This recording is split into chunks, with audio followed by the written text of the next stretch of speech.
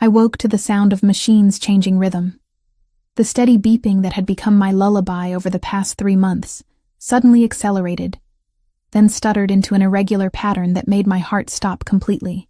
My hand tightened around his before I could think. The platinum ring on my finger caught the dim light from the medical equipment, heavy and cold against my skin. Valentina's ring. My sister's ring. The lie I'd been wearing for 92 days straight. The digital clock on the wall read 4:23 a.m. I'd been dozing in the chair beside Lorenzo Ricci's hospital bed, my neck stiff from the awkward angle, my body exhausted from another night of keeping vigil over a man I barely knew. A man I was pretending to love. A man whose real fiancé was buried in a cemetery across town. Lorenzo's fingers twitched against mine. Just a small movement, barely perceptible, but after months of stillness it felt monumental. My breath caught in my throat as his eyelids flickered. "Nurse!" I called out, my voice cracking from disuse. "Someone get the doctor." The night shift nurse rushed in, her sensible shoes squeaking against the sterile floor.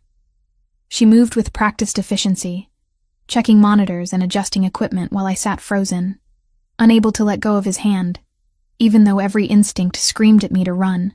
This was the moment I'd been dreading. The moment when Lorenzo Ricci would wake up, and I'd have to look into his eyes and continue the most elaborate lie of my life. Dr. Patel entered next, followed by 2 other medical professionals whose names I'd learned but couldn't recall through my panic. They swarmed around the bed, their movements coordinated and calm in a way that made my own racing heartbeat feel even more chaotic. "Mr. Ricci, can you hear me?" Dr. Patel's voice was clear and authoritative. "If you can hear me, squeeze the hand you're holding." Lorenzo's fingers pressed against mine. The sensation traveled up my arm like electricity, equal parts relief and terror. "Good. That's very good." Dr. Patel continued his examination, shining a light into Lorenzo's eyes, asking questions that received no verbal response but small physical acknowledgments. Finger squeezes, slight head movements, the basic building blocks of consciousness returning after 3 months of darkness.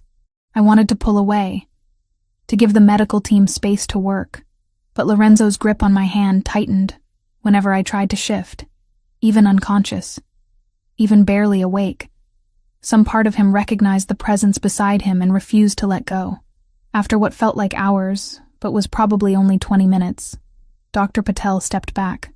"He's coming out of it. The next few hours will be critical. We'll need to monitor him closely, but this is the best sign we've had since the accident. The accident. The sanitized word for the ambush that had killed my sister and nearly killed the man in this bed. The event that had shattered multiple lives and rebuilt mine into this precarious house of cards. Dr. Patel left to update his charts and alert the Ricci family. The nurses adjusted equipment one final time before retreating to give us privacy. And then it was just me and Lorenzo in the quiet pre-dawn darkness, his hand still holding mine, his chest rising and falling with increasing steadiness. His eyes opened slowly, struggling against the weight of medication and trauma. The color was exactly as I remembered from the photos I'd studied obsessively. Dark brown, nearly black in this lighting, with a depth that suggested intelligence and calculation. Eyes that had looked at my sister with love. Eyes that would look at me now expecting to see her. His lips moved, forming sounds that didn't quite become words. I leaned closer, my heart hammering so hard I wondered if he could hear it. "Val." The name emerged as barely more than a whisper, rough from months of disuse. The name that wasn't mine. The identity I'd stolen. The sister I'd buried. "I'm here," I said, because what else could I say? The lie had already been told. The family had made their choice, and I'd agreed to it because I'd been desperate, grieving, and convinced it would only be temporary. Just until he wakes up, they'd said. Just until he's stable. Just until he can handle the truth. But looking at him now, at the confusion and pain and desperate hope in those dark eyes, I realized the truth might destroy him more thoroughly than any physical injury. His eyes closed again, consciousness slipping away as quickly as it had come, but his hand remained tight around mine, an anchor in whatever darkness still pulled at him. The door burst open, and Isabetta Ricci rushed in, her elegant silk robe barely concealing the pajamas underneath, her carefully maintained composure shattered by 3 months of waiting and praying. At 56, she was still beautiful in that effortless way wealthy women achieved through good genetics and better skincare. Her dark hair only lightly threaded with gray, her face lined with worry but not yet age. Is he... She couldn't finish the question, her hand pressed to her mouth as she stared at her son. He opened his eyes, I said, standing to give her access to the bedside. He said... I hesitated, swallowing the guilt. He said my name. Isabetta's eyes filled with tears. She reached for me, pulling me into an embrace that felt both genuine and suffocating. Thank God. Thank God you were here. Thank God you stayed. I'd stayed because they'd asked me to. Because Valentina's body was barely cold when Isabetta had shown up at my tiny apartment with wet eyes and desperate hands, explaining that Lorenzo needed stability to survive, that the shock of losing his fiancée on top of his injuries might kill him, that I looked exactly like Valentina, and could I please just pretend for a little while, just until he's stronger, she'd said.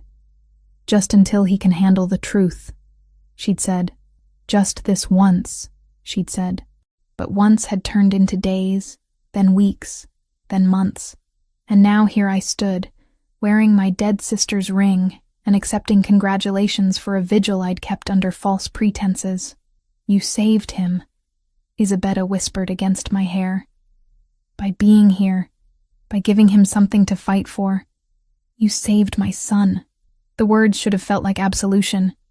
Instead, they felt like a noose tightening around my neck. Over the next 5 days, the hospital room became a revolving door of medical professionals, family members, and quiet moments where I sat alone with Lorenzo, watching him drift in and out of consciousness like someone learning to swim in shallow water. The neurologist confirmed no major brain damage. The physical therapist outlined an aggressive rehabilitation program. The psychiatrist suggested that memory issues and disorientation were normal after prolonged coma and would likely resolve with time. No one mentioned that sometimes people forget entire relationships. No one warned that he might not remember my sister clearly. No one prepared me for the possibility that my deception might work because Lorenzo's own mind was helping me lie. I wore the wine-colored uniform of a private nurse over my deception, a costume that gave me purpose and distance simultaneously. The hospital staff assumed I was family.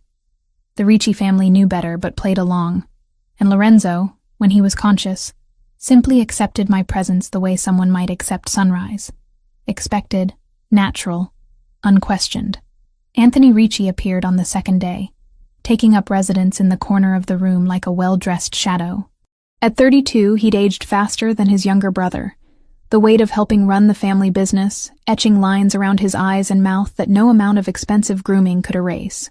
His light brown hair was carefully styled, his blue eyes sharp and assessing in a way that made me want to hide. He watched me, not obviously, not threateningly, but with the steady attention of someone conducting an inventory, checking boxes, looking for discrepancies. You're holding up well, he commented on the third day, his voice neutral as he sipped espresso from a cup that probably cost more than my rent. I'm doing what anyone would do, I replied, adjusting Lorenzo's blanket with hands that had learned to be careful around medical equipment. Most people would have left by now. His eyes tracked my movements. The shock, the trauma, the uncertainty. Most people wouldn't sit vigil for 3 months beside a hospital bed. My throat tightened. Was this a test? Did he suspect? I love him, I said, and the lie tasted like ash. Anthony nodded slowly, but something in his expression suggested he was filing the conversation away for later examination. Valentina always was devoted, even when things were difficult. I didn't know what things he meant. I didn't know the intimate details of my sister's relationship with Lorenzo, beyond what I'd gleaned from letters and photos and careful questioning of Isabetta. Every conversation was a minefield where one wrong step could expose everything. On the 5th night, everything changed. I was alone with Lorenzo when his eyes opened with a clarity that hadn't been there before. The hazy confusion of the previous days had burned away, leaving behind focused intelligence that made my stomach clench with fear. Valentina. His voice was stronger now, rough but functional. His hand found mine on the bed rail. You're really here. I'm really here, I confirmed, sitting in the chair I'd worn smooth over months of waiting. He studied my face with an intensity that felt like physical touch, his dark eyes moving over features that matched his memory. I'd been grateful, in a sick way, that Valentina and I had been identical twins. Different haircuts, different personalities, but the same face down to the placement of freckles and the curve of our lips. "What happened?" he asked. I remember pieces, glass, screaming, pain, but it's all fragmented. This was the story Isabetta and I had rehearsed, the official version that explained his injuries without revealing that Valentina had died beside him. "There was an ambush," I said carefully, keeping my voice steady. "We were at dinner at our favorite restaurant downtown. The triad hit the car on the way home. You protected me. You pushed me down when the shooting started." Lorenzo's jaw tightened, muscles working beneath skin that had lost weight during his coma, but still held the structure of a strong man. "And you? Were you hurt?" "Minor injuries," I said, which was true for me but would have been a lie for Valentina. "Nothing serious. I was lucky." "Lucky," he repeated, and something dark crossed his expression. "We were attacked, and you call it lucky." "We survived," I amended. "That's what matters." His thumb traced circles on the back of my hand, a gesture that should have felt intimate but instead felt like he was testing the shape of my bones, confirming my reality. "How long?" 3 months, 1 week, and 4 days. He closed his eyes, processing. When he opened them again, there were tears gathering at the corners. "You stayed. Through all of it, you stayed. Where else would I be? Most people," he swallowed hard, "most people would have given up, would have assumed I wasn't coming back." My chest ached with guilt so profound it felt like drowning. This man was thanking me for a devotion that belonged to someone else, crediting me with a love I'd never earned. "You're worth waiting for," I said. And at least that part felt honest. Anyone who'd endured what he'd endured deserved someone's faith. We sat in silence for several minutes, his hand holding mine, both of us processing this new reality. Lorenzo was awake. The temporary deception I'd agreed to was about to become an active daily performance, and I had no idea how long I could maintain it before the weight of the lie crushed us both. "I need to tell the family," I said finally. "Your mother has been waiting to hear your voice." "Wait," his grip tightened. "Just give me a minute more. With you, before everyone else comes and it becomes chaos." So I stayed. And in that quiet moment before dawn fully broke, I memorized the feel of his hand around mine, the sound of his breathing, the way he looked at me like I was his entire world. Because soon, when he was stronger, when his memories were clearer, when the truth finally emerged, all of this would shatter, and I would be the one holding the pieces of something I'd helped destroy. On the 8th day after Lorenzo woke, Isabetta found me in the hallway outside his room. The private wing of the hospital was quiet, expensive, designed for families who could afford privacy alongside their suffering. She touched my shoulder gently, her fingers cold even through my uniform. "You're doing the right thing," she said quietly. "I know this is difficult. I know it's not what you signed up for. But Lorenzo needs this stability to recover properly." I looked at her, this elegant woman who'd orchestrated an elaborate deception to protect her son, and wondered if she understood the cost. What happens when he remembers? When his memory fully returns? Isabetta's expression flickered with something that might have been doubt before hardening back into resolve. By then he'll be strong. By then he'll be able to handle the truth. But right now, in this fragile state, the shock could set back his recovery by months. Or worse. "You're asking me to build a relationship on lies. I'm asking you to give my son time to heal." Her voice dropped to barely above a whisper. "Please, Lucia. For Valentina. Don't you think she'd want her sister to protect the man she loved?" That was the cruelest part of the manipulation. She was probably right. Valentina would have asked me to do exactly this. My sister had loved Lorenzo with a fierce completeness I'd envied from the safe distance of my own lonelier life. She would have moved mountains to protect him. So I was moving them for her. I nodded once, agreeing again to a deception that grew heavier with each passing day. Isabetta squeezed my shoulder in what I supposed was meant as comfort, then returned to her son's room where she could be the concerned mother without the burden of orchestrating lies. I stood alone in the hallway, the ring on my finger catching the harsh hospital lights, and wondered how far into the quicksand I could walk before I lost the ability to pull myself back out. 2 weeks after Lorenzo opened his eyes for the first time, the private medical wing of the Ricci mansion became his personal rehabilitation center. The family had spared no expense, converting an entire section of the East Wing into a state-of-the-art facility, complete with equipment that looked like it belonged in an Olympic training center rather than a private home. I watched from the doorway as Lorenzo attempted to lift a weight that probably weighed less than 5 pounds. His arm shook with the effort, muscles that had once been powerful now atrophied from months of disuse. Sweat beaded on his forehead, despite the climate-controlled comfort of the room. "Again," the physical therapist commanded, a stern woman named Patricia, who'd been hired specifically because she didn't coddle her patients. 10 more repetitions. Your body remembers how to do this."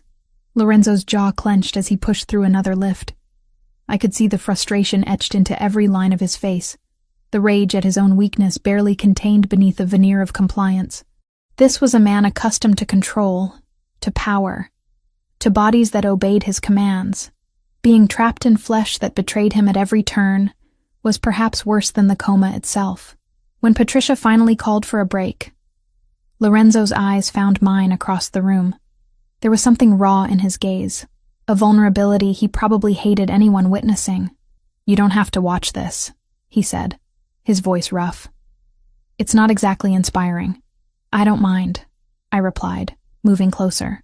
The wine-colored nurse uniform I'd continued wearing gave me an excuse to be present, a professional reason to hover. "You're doing better than you think. I can barely lift a child's toy without shaking. 3 weeks ago you couldn't open your eyes. Progress isn't always dramatic." He studied me for a long moment, and I fought the urge to look away. Valentina wouldn't have looked away. Valentina had been confident, unflinching, the kind of woman who met intensity with her own fire. I was learning to mirror that strength even when my instincts screamed to retreat. "Stay," he said finally. "If you're going to be here, make yourself useful." So I did. Patricia showed me how to support his arm during certain exercises, how to count repetitions, how to adjust his posture when it started to falter. The work was intimate in ways that made me hyper-aware of every point of contact between us. My hands on his shoulder, his breath against my neck when I leaned close to check his form, the heat of his body despite the cool air. We were building something, but it wasn't love. It was a careful architecture of trust constructed on unstable ground, and I knew with sick certainty that when the foundation eventually gave way, the collapse would bury us both. The days settled into a rhythm that felt both comfortable and dangerous. Mornings began with breakfast in the formal dining room, the Ricci family gathering around a table that could have seated 20, but felt intimate with just the 5 of us. Lorenzo, Isabetta, Anthony, myself, and occasionally Lorenzo's Uncle Vincent, who handled the family's legitimate business interests. I'd memorized details about Valentina's life with obsessive thoroughness, but breakfast conversations still terrified me. Inside jokes I didn't understand. References to events I hadn't attended. The constant fear that someone would mention something specific and expect me to remember details I'd never known. "Do you remember the last time we were all together like this?" Isabetta asked one morning, passing a basket of fresh pastries. "Before the accident, at Anthony's birthday dinner." My mind went blank. I had no idea what had happened at Anthony's birthday dinner. I didn't know if Valentina had given a speech or gotten drunk or argued with someone. The gap in my knowledge yawned like a chasm. "Feels like a lifetime ago," I said carefully, hoping the vague response would suffice. Lorenzo reached for my hand under the table, squeezing gently. "We're making new memories now. That's what matters." The relief that flooded through me felt like betrayal. He was protecting me from scrutiny without realizing I needed protection. His kindness made the deception worse. Anthony watched the exchange with unreadable eyes. He'd been doing that more frequently, observing interactions with the focus of someone solving a puzzle. I couldn't tell if he suspected something, or if this was simply his nature. The older brother who'd learned to be cautious in a world where trust could be weaponized. Afternoons belonged to physical therapy. Patricia came for the formal sessions, but Lorenzo pushed himself beyond the scheduled hours, determined to reclaim his strength through sheer force of will. and I found myself staying long after Patricia left, helping with exercises that probably didn't require assistance, but gave me a reason to be close to him. During the third week, something in Lorenzo snapped. He'd been attempting to do push-ups, a modified version that Patricia had demonstrated, but his arms gave out halfway through the third repetition. He crashed to the mat with a grunt of frustration that rapidly escalated into rage. Before I could react, he was on his feet and punching the wall with his right hand, the impact echoing through the room like a gunshot. Once, twice, 3 times, each blow powered by fury at his own limitations. "Lorenzo, stop!" I grabbed his arm, trying to pull him back before he did serious damage. His knuckles were already bleeding, skin split over bone. He froze at my touch, chest heaving, eyes wild with something that looked dangerously close to despair. For a moment we stood there, his arm tense under my grip, both of us breathing hard. "Let me see," I said quietly, releasing him to examine the damage. His hand trembled as I turned it palm up, blood welling from multiple splits across his knuckles. I guided him to sit on the weight bench and retrieved the first aid kit I'd learned to keep stocked in the therapy room.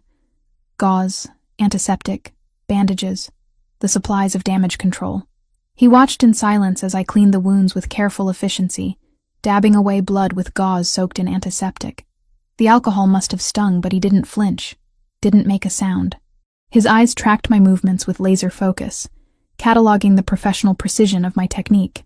"You're good at that," he observed. "Too good for someone who's never had medical training." My heart stuttered, but I kept my hands steady. "I learned after the accident. I wanted to be prepared in case..." I trailed off, letting implication fill the gap. "In case you got hurt again. In case I needed to help you." The lies were becoming easier to tell, which terrified me more than the awkward fumbling had. "Prepared," he repeated, and I couldn't tell if he believed me or was simply choosing to accept the explanation. "You've thought of everything. Someone had to." I wound clean gauze around his knuckles with practiced care, securing it with medical tape. "Your physical therapist would kill me if I let you damage yourself before she could push you properly." The corner of his mouth lifted in something that wasn't quite a smile. "My physical therapist is terrifying. She's effective. Same thing in her profession." He flexed his bandaged hand experimentally, testing the wrap. "Thank you for not lecturing me about the stupidity of punching walls." Would it have helped? No. Then why waste both our time? I began repacking the first aid kit, needing something to do with my hands that didn't involve touching him. The intimacy of treating his injury had left me feeling exposed, like I'd revealed something I couldn't name. "Valentina." His voice stopped me mid-motion. I turned to find him watching me with an expression I couldn't decipher. "I know this isn't what you signed up for. Taking care of an invalid, sitting through hours of pathetic attempts at physical therapy, watching me have breakdowns over things that should be simple. You could leave. You have my family's support, access to resources. No one would blame you for needing distance." The offer was genuine. I could hear it in his voice, see it in the careful way he held himself, as if bracing for rejection.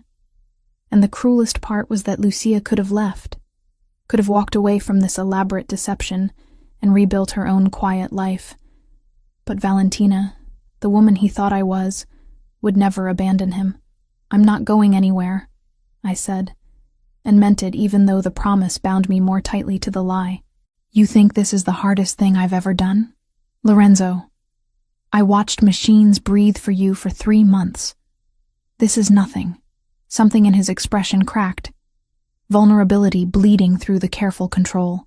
"I don't deserve you." The words hit like a physical blow. He was right, but not in the way he meant. I was the thing he didn't deserve, the poison disguised as medicine, the betrayal wearing his fiancé's face. "Let's agree to disagree on that," I managed, forcing lightness into my tone. "Now, do you want to try those push-ups again, or should we call it for today?" Again. The determination was back, burning away the momentary weakness.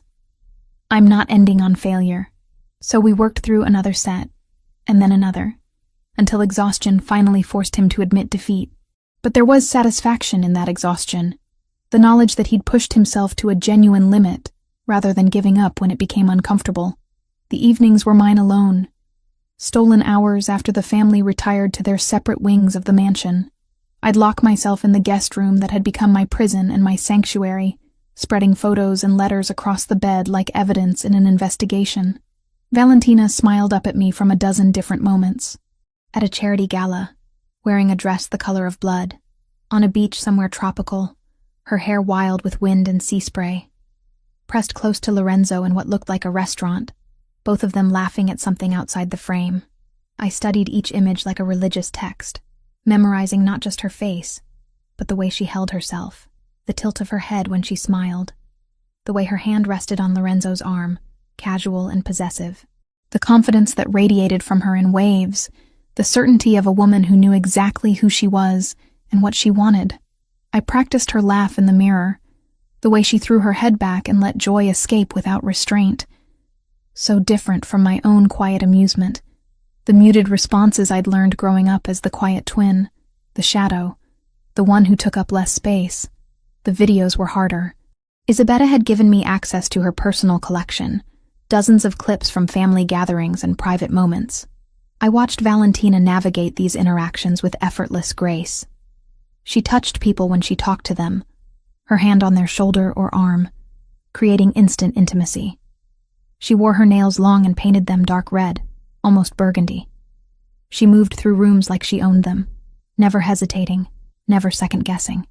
I trimmed my nails to match hers, and bought 3 bottles of nail polish in slightly different shades of burgundy before finding the exact color.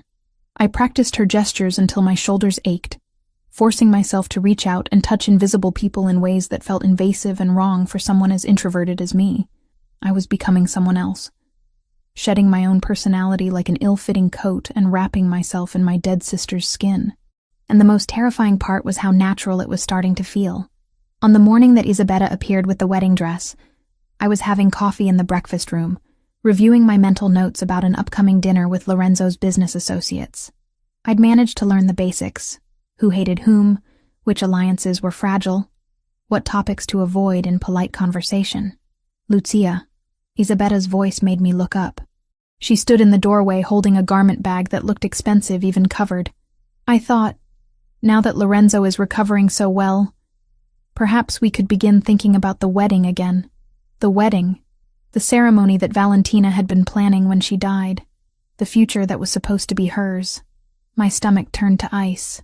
I'm not sure Lorenzo is strong enough for wedding planning yet. Not planning, just reconnecting with the dream. Isabella moved into the room with the careful steps of someone approaching a skittish animal. This is the dress Valentina chose. I thought maybe you'd like to try it on, see if it still fits. We could have it altered if needed. The dress inside the bag was exactly what Valentina would have chosen. Champagne silk with French lace overlay, elegant without being ostentatious, the kind of dress that whispered wealth rather than shouting it. The construction alone probably cost more than I'd earned in the past year, working 2 jobs while Valentina lived her elevated life. It's beautiful, I managed, the words sticking in my throat. Will you try it? Isabella's eyes were hopeful, eager, seeing only the happy ending she'd orchestrated through deception. Just for me. Just to see. I couldn't refuse without raising suspicion. Couldn't explain that putting on my dead sister's wedding dress felt like desecration, like wearing grave clothes stolen from a corpse. So I took the garment bag and retreated to my room with promises to show her later. I hung the bag in the closet and stared at it for 20 minutes before my stomach rebelled completely. I barely made it to the bathroom before vomiting, my body rejecting the lie with more honesty than my mouth could manage. The dress stayed in the closet. When Isabella asked later, I told her it brought back too many memories of the accident, too much trauma associated with wedding planning when we'd nearly lost everything. I needed more time. She accepted the explanation with sympathy, storing the dress away without argument. But I caught Anthony in the hallway afterward, his lean frame propped against the wall, in a pose that was too casual to be coincidental. "Difficult day?" he asked, his blue eyes tracking my movements with uncomfortable precision. The dress was overwhelming. Understandable. Trauma changes people, changes how they relate to memories, to objects, to plans they made before everything fell apart. He paused, and something in that pause felt weighted, Sometimes those changes are so profound that the person who emerges isn't quite the same as the person who went in. My pulse kicked up. Was he suggesting something specific, or simply making conversation? I'm still me, I said carefully. Just adjusting. Of course. Anthony pushed off the wall. Just remember that changes need to be monitored, for everyone's safety. That's all I'm saying. He walked away before I could respond, leaving me alone in the hallway with the sick certainty that he suspected something. Maybe not the full truth, but enough to be watching, enough to be dangerous. That night, everything shifted again. I was helping Lorenzo with his final exercises of the day, supporting his weight as he attempted single-leg balances that tested both strength and coordination. His hand gripped my shoulder for stability, his body pressed close enough that I could feel the heat of exertion radiating from his skin. "That's good," I said, as he held the position for a count of 10. Patricia would be impressed. Patricia is never impressed. I was but there was satisfaction in his voice. The pleasure of measurable progress. When he finally lowered his foot back to the ground, he didn't immediately release his grip on my shoulder. We stood there in the quiet therapy room, closer than necessary, his breathing still elevated from the exercise. Lucia. He rarely used my first name, usually opting for pet names or nothing at all. Hearing it now felt significant. "Can I ask you something?" "Of course." "Do I seem different to you?" "Since waking up?" The question caught me off guard. "Different how?" "I don't know. That's why I'm asking." His hand slid from my shoulder but didn't go far, settling at the curve of my waist instead. "The doctors say some memory issues are normal, that certain details might be hazy, but it feels like more than that sometimes. Like I'm seeing things with new eyes, and not sure if the newness is because of the coma, or because the things themselves have changed." My heart hammered against my ribs. "What kinds of things?" "You." His thumb traced a small circle against my hip through the fabric of my uniform. "The way you move. The way you talk. Small things that don't match my memories but could just be time distorting everything." This was dangerous territory. I needed to redirect before he started cataloging specific discrepancies. 3 months is a long time. We've both been through trauma. Maybe we're both different now. He considered this, his dark eyes searching my face for something I couldn't name. Maybe, or maybe I'm finally seeing clearly for the first time. Before I could process what that meant, he leaned in and pressed his lips to mine. The kiss was brief, tentative, a question rather than a statement. His mouth moved against mine with careful uncertainty, testing boundaries and reactions. I froze for a critical second, before remembering that Valentina would have kissed him back, would have met his uncertainty with confidence.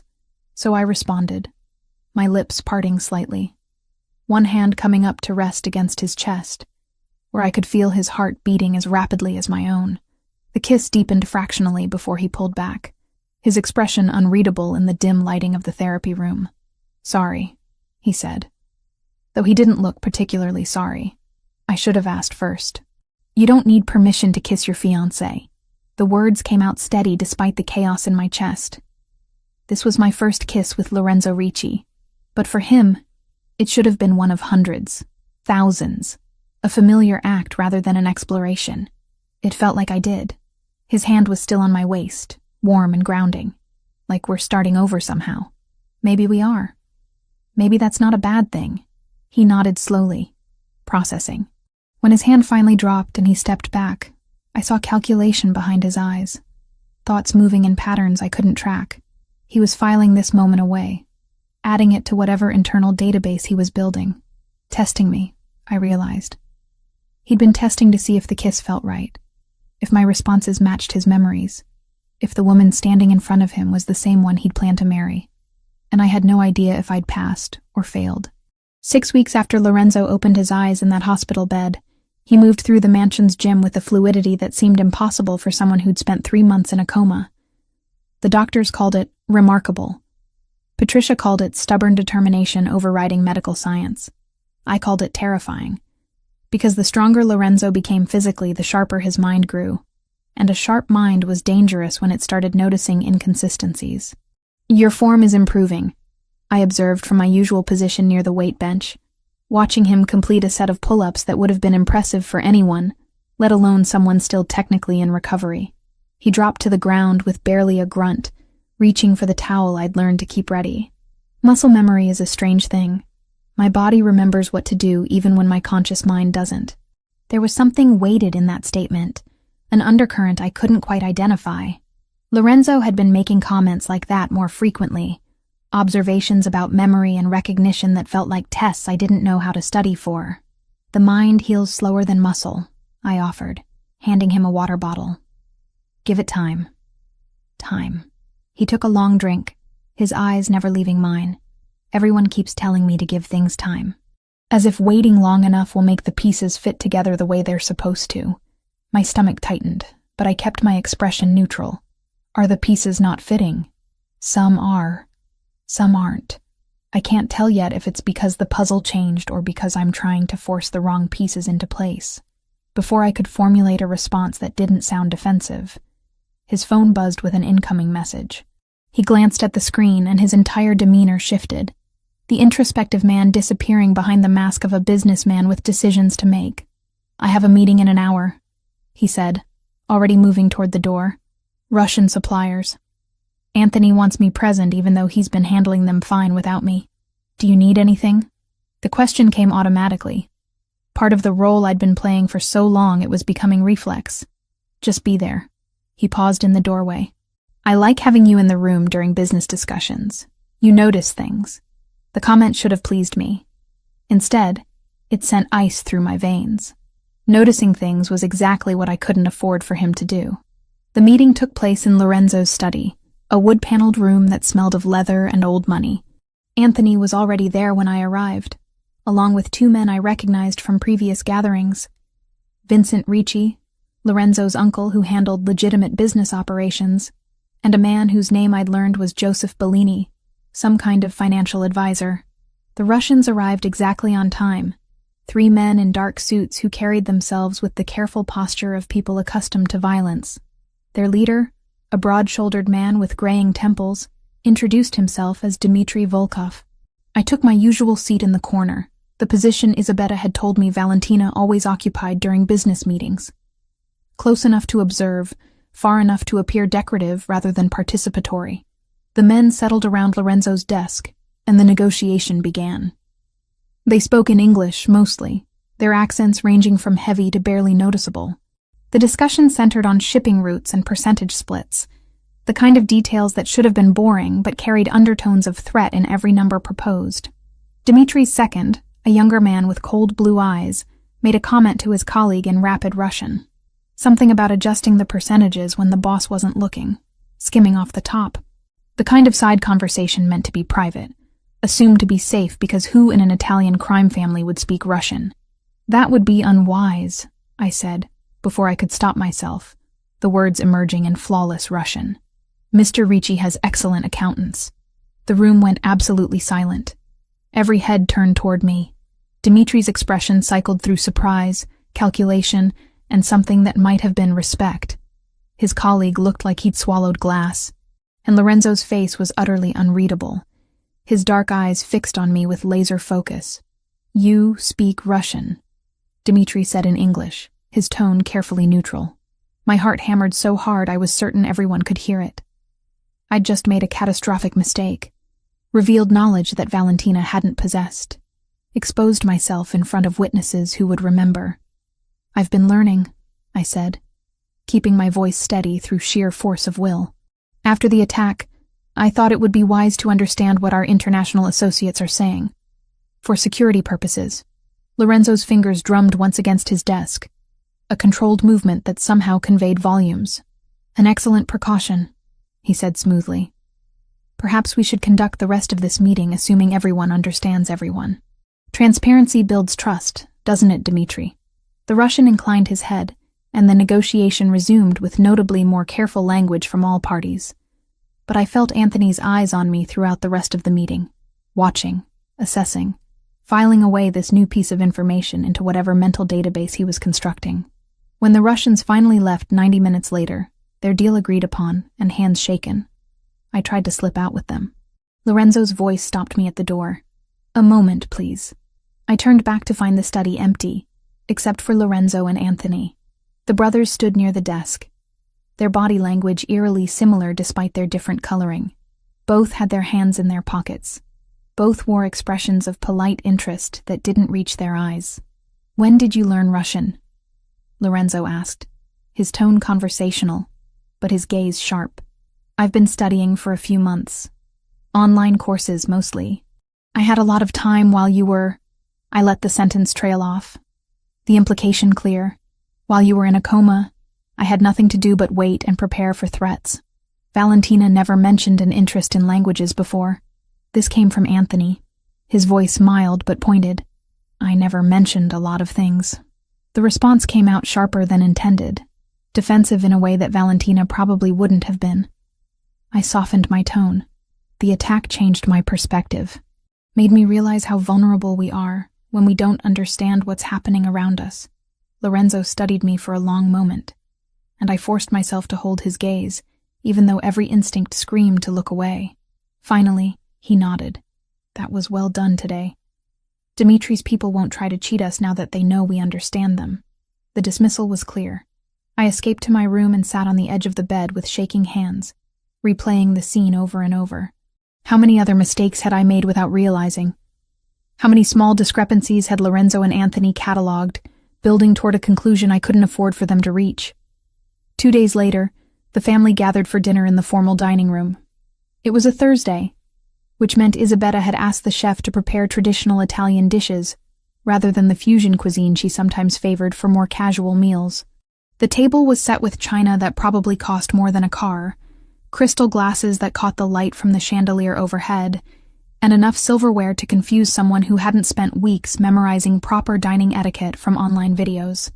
I'd learned to navigate these dinners through careful observation and strategic silence. Let others lead conversations. Smile at jokes even when I didn't fully understand the context. Never volunteer information that might contradict something Valentina had said or done months ago. The first courses passed without incident. Conversation flowed around topics I'd learned to track. Business developments that skirted the line between legal and not. Family friends experiencing various dramas. Speculation about rival families and their movements. Then Isabella gestured to the staff, and they brought out the main course. "Pumpkin gnocchi," she announced with clear pleasure. I asked Chef Mario to make Valentina's favorite tonight. It's been so long since we had it, and with Lorenzo recovering so well, I thought it would be nice to celebrate with the things we love. The plate set in front of me looked beautiful, pillowy gnocchi and a brown butter sage sauce that smelled rich and earthy. Around the table, everyone made appreciative noises and began eating. I picked up my fork and took a bite. The flavor was fine. Good, even, by objective standards. But I'd never particularly enjoyed pumpkin and savory dishes. Found the sweetness awkward against the sage and butter. My face must have done something, some micro-expression of disappointment or distaste. Because when I looked up, Lorenzo was watching me with that focused intensity that had become increasingly common. "You don't like it," he observed quietly. Everyone's attention swiveled to me. Isabella's face fell slightly, confused and concerned. Anthony's eyes narrowed fractionally. Vincent paused mid-bite. "No, it's delicious," I said quickly, taking another forkful to prove the point. "I was just thinking about something else. It's perfect, really. You used to say this was your favorite dish." Lorenzo's voice was still quiet, but there was steel underneath the casual tone. "You'd request it for every birthday, every celebration. You'd eat it until you were sick." The bite of gnocchi turned to paste in my mouth. I swallowed with difficulty, scrambling for an explanation that would make sense. "Tastes change," I managed. "After the accident, after everything, I guess my preferences shifted. Trauma does that sometimes." The excuse was wearing thin. I could see it in the way Lorenzo's jaw tightened, the way Anthony set down his fork with deliberate care. How many times could I blame the accident for being a different person before they stopped accepting the explanation? "Of course," Isabella said, rushing to fill the uncomfortable silence. "That makes perfect sense. Our bodies and minds process trauma in unexpected ways. Would you like Chef Mario to prepare something else?" "No, this is fine, really." I forced myself to eat more, to clean my plate like someone who was simply being polite, rather than someone choking down evidence of her own deception. The rest of dinner passed in stilted conversation that everyone pretended was normal, but the damage was done. Another crack in the facade. Another reason for Lorenzo to question whether the woman sitting across from him was the same one he'd planned to marry. In the 8th week after Lorenzo's awakening, I started noticing the surveillance. It was subtle at first. A black SUV parked across from the cafe where I'd stopped for coffee. The same vehicle idling near the boutique where I'd gone to pick up alterations on one of Valentina's dresses that didn't quite fit my slightly different proportions. A glimpse of it in my rearview mirror on the drive back to the mansion. By the 3rd sighting, I was certain. Someone was following me. My first thought was the triad. Some delayed retaliation for the attack that had put Lorenzo in a coma. But the surveillance felt too obvious, too consistently visible. If they wanted to hurt me, they wouldn't advertise their presence, which meant it was someone else. Someone who wanted me to know I was being watched. On the 4th day of noticing the SUV, I pulled into the mansion's driveway and parked near the garden entrance rather than the main house. I waited, counting seconds, until the black vehicle rolled to a stop just outside the property gates. Then I got out and walked directly toward it. The driver's window rolled down as I approached, revealing Anthony's carefully neutral expression. He sat behind the wheel himself rather than using a driver, which somehow made the whole thing worse. This wasn't delegated surveillance. This was personal. "Are you planning to follow me everywhere?" I asked, keeping my voice level despite the anger and fear churning in my gut. "Just conducting due diligence." He turned off the engine and stepped out of the vehicle, his tall frame unfolding with casual grace. Standard security protocol after an attack like the one you and Lorenzo survived. "We've been monitoring everyone close to the family. For 8 weeks? For as long as necessary." He leaned against the SUV, the picture of relaxation except for his eyes, which missed nothing. You'd be surprised what people reveal when they think they're alone. The threat was barely veiled. "What exactly are you looking for?" Anthony smiled, but it was the kind of smile that made my blood run cold. Inconsistencies, gaps, anything that doesn't quite fit the pattern we expect. "And have you found any?" The question was a risk, but I needed to know how much he'd discovered. "Let's not play games, Lucia." The use of my real name hit like a physical blow. "I know. I've known since the 2nd week Lorenzo woke up. I hired an investigator the day after he regained consciousness, standard procedure for protecting the family from potential threats or infiltration. It took him 72 hours to confirm what I'd already suspected. My legs threatened to give out. I locked my knees, refusing to show weakness even as my entire world tilted. What did he confirm? That Valentina Moretti died in the accident. That her twin sister, Lucia Moretti, was convinced by my mother to assume her identity. That this entire charade has been orchestrated by my family to protect Lorenzo during his recovery. He pushed off from the SUV, closing the distance between us. "I know everything." "Then why haven't you told him?" My voice came out steadier than I felt. "Because my brother just came back from the dead." Anthony's expression hardened. "Because piling the death of his fiancée on top of 3 months in a coma might actually break him in ways physical therapy can't fix. Because despite the lie you're living, I believe your presence has helped his recovery. But I can't let this continue indefinitely." He pulled out his phone, tapped something, then showed me the screen. It was a calendar, with a date circled 2 weeks from now. Lorenzo will be medically cleared for full activity by this date. No more physical restrictions, no more cognitive concerns, no more excuses about trauma and healing. When he reaches that point, he deserves the truth. My throat closed around words I couldn't form. "You have 2 weeks, Anthony continued, pocketing his phone. 2 weeks to find the courage to tell him yourself, to control how the revelation happens, to at least give him the respect of honesty from someone he trusts. If you don't," he let the sentence hang, the implication clear. "You'll tell him. I'll tell him everything. And Lucia?" He waited until I met his eyes. "It will be kinder coming from you. More controlled, less catastrophic. I'm giving you a chance to do the right thing. I suggest you take it." He got back in the SUV and drove through the gates, leaving me standing alone in the driveway with the weight of a deadline crushing down on me. 2 weeks. 14 days to figure out how to confess the unconfessable. How to tell a man who'd trusted me that everything about our relationship was built on lies. How to explain that the woman he loved was dead, and I'd been wearing her life like a costume. That night, I locked myself in my room and tried to write a confession. The words wouldn't come. Every sentence I started sounded wrong, inadequate, impossible to say out loud without destroying everything.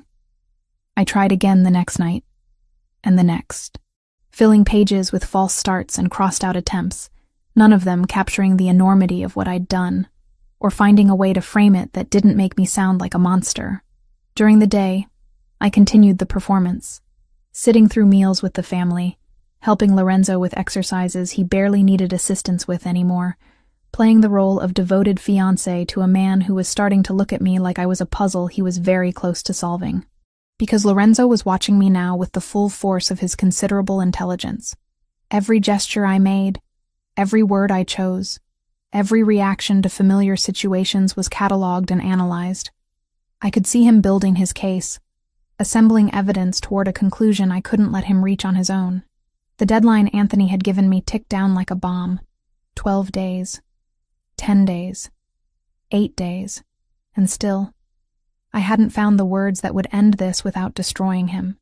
In the 9th week after his awakening, during an evening where we sat together in the library reviewing business reports he'd asked me to help with, Lorenzo closed the folder in front of him and turned to face me fully.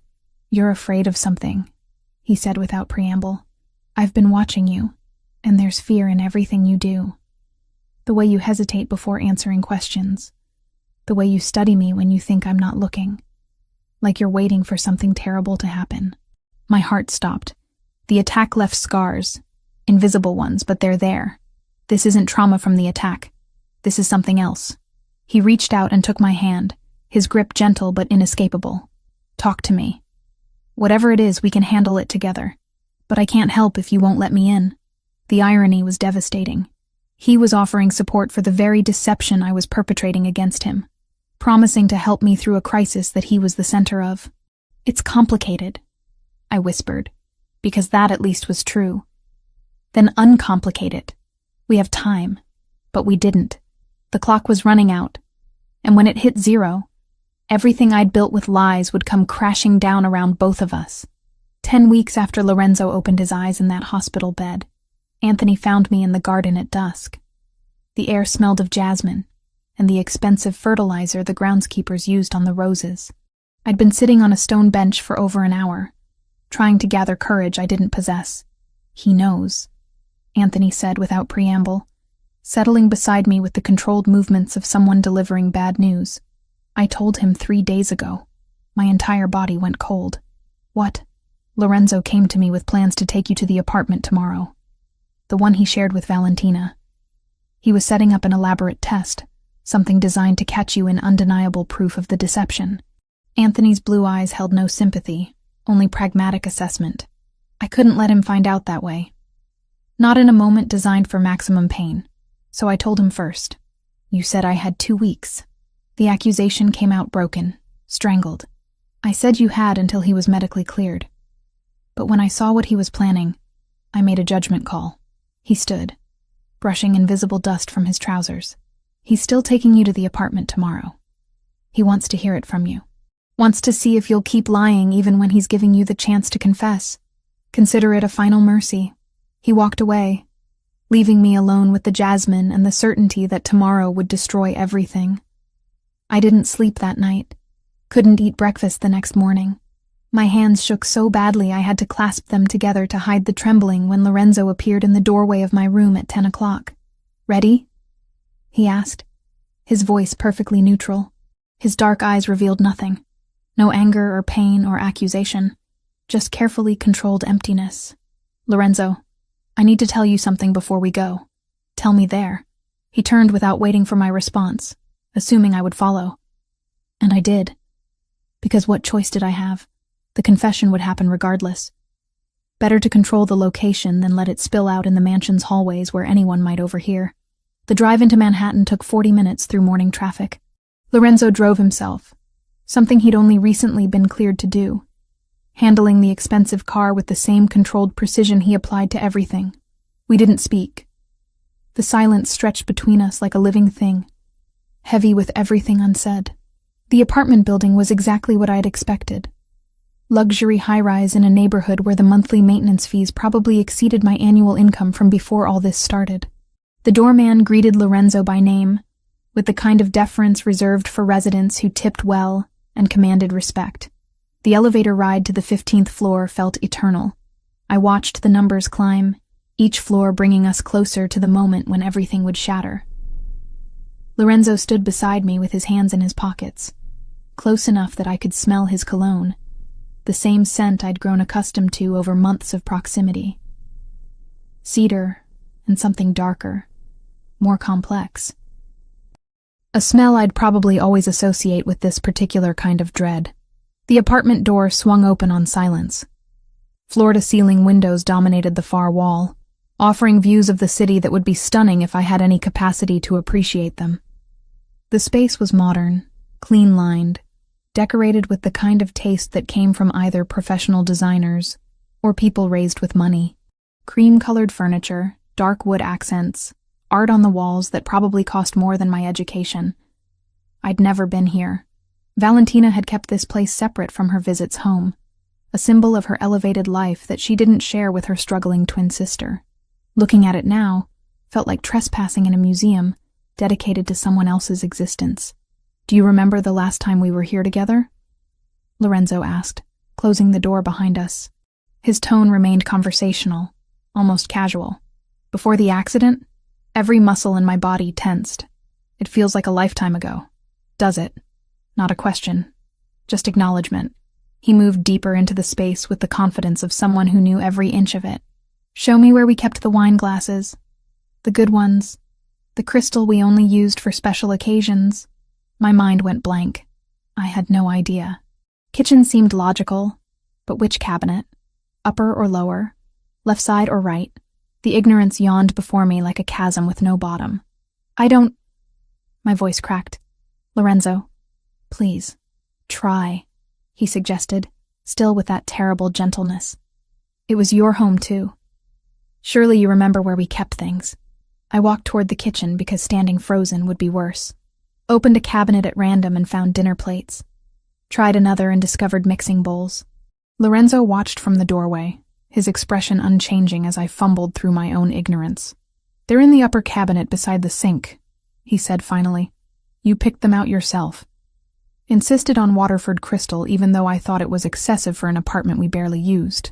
The words were daggers, each one precisely placed. I abandoned the cabinets and turned to face him, my back pressed against the counter like it could provide support my legs no longer could. "The guest bathroom," he continued, moving to lean against the opposite counter. The kitchen felt too small suddenly, claustrophobic despite the expensive appliances and granite countertops. "What color are the towels?" "I don't know." "The bedroom closet. Which side is mine?" "I don't know." "The painting in the living room, the abstract piece above the sofa. Where did we buy it?" "I don't know." The words came out too loud, echoing off the expensive surfaces. "Lorenzo, please stop." One more. He pulled out his phone, tapped something, and music filled the apartment. Jazz, old school, the kind that felt intimate and melancholy. "This song, do you remember it?" I shook my head, tears already gathering in my eyes. "We danced to it right there in the living room the night I proposed. You were barefoot because you'd kicked off your heels at dinner. You stepped on my foot 3 times and laughed every time. When the song ended, you said yes." His voice never rose, never broke.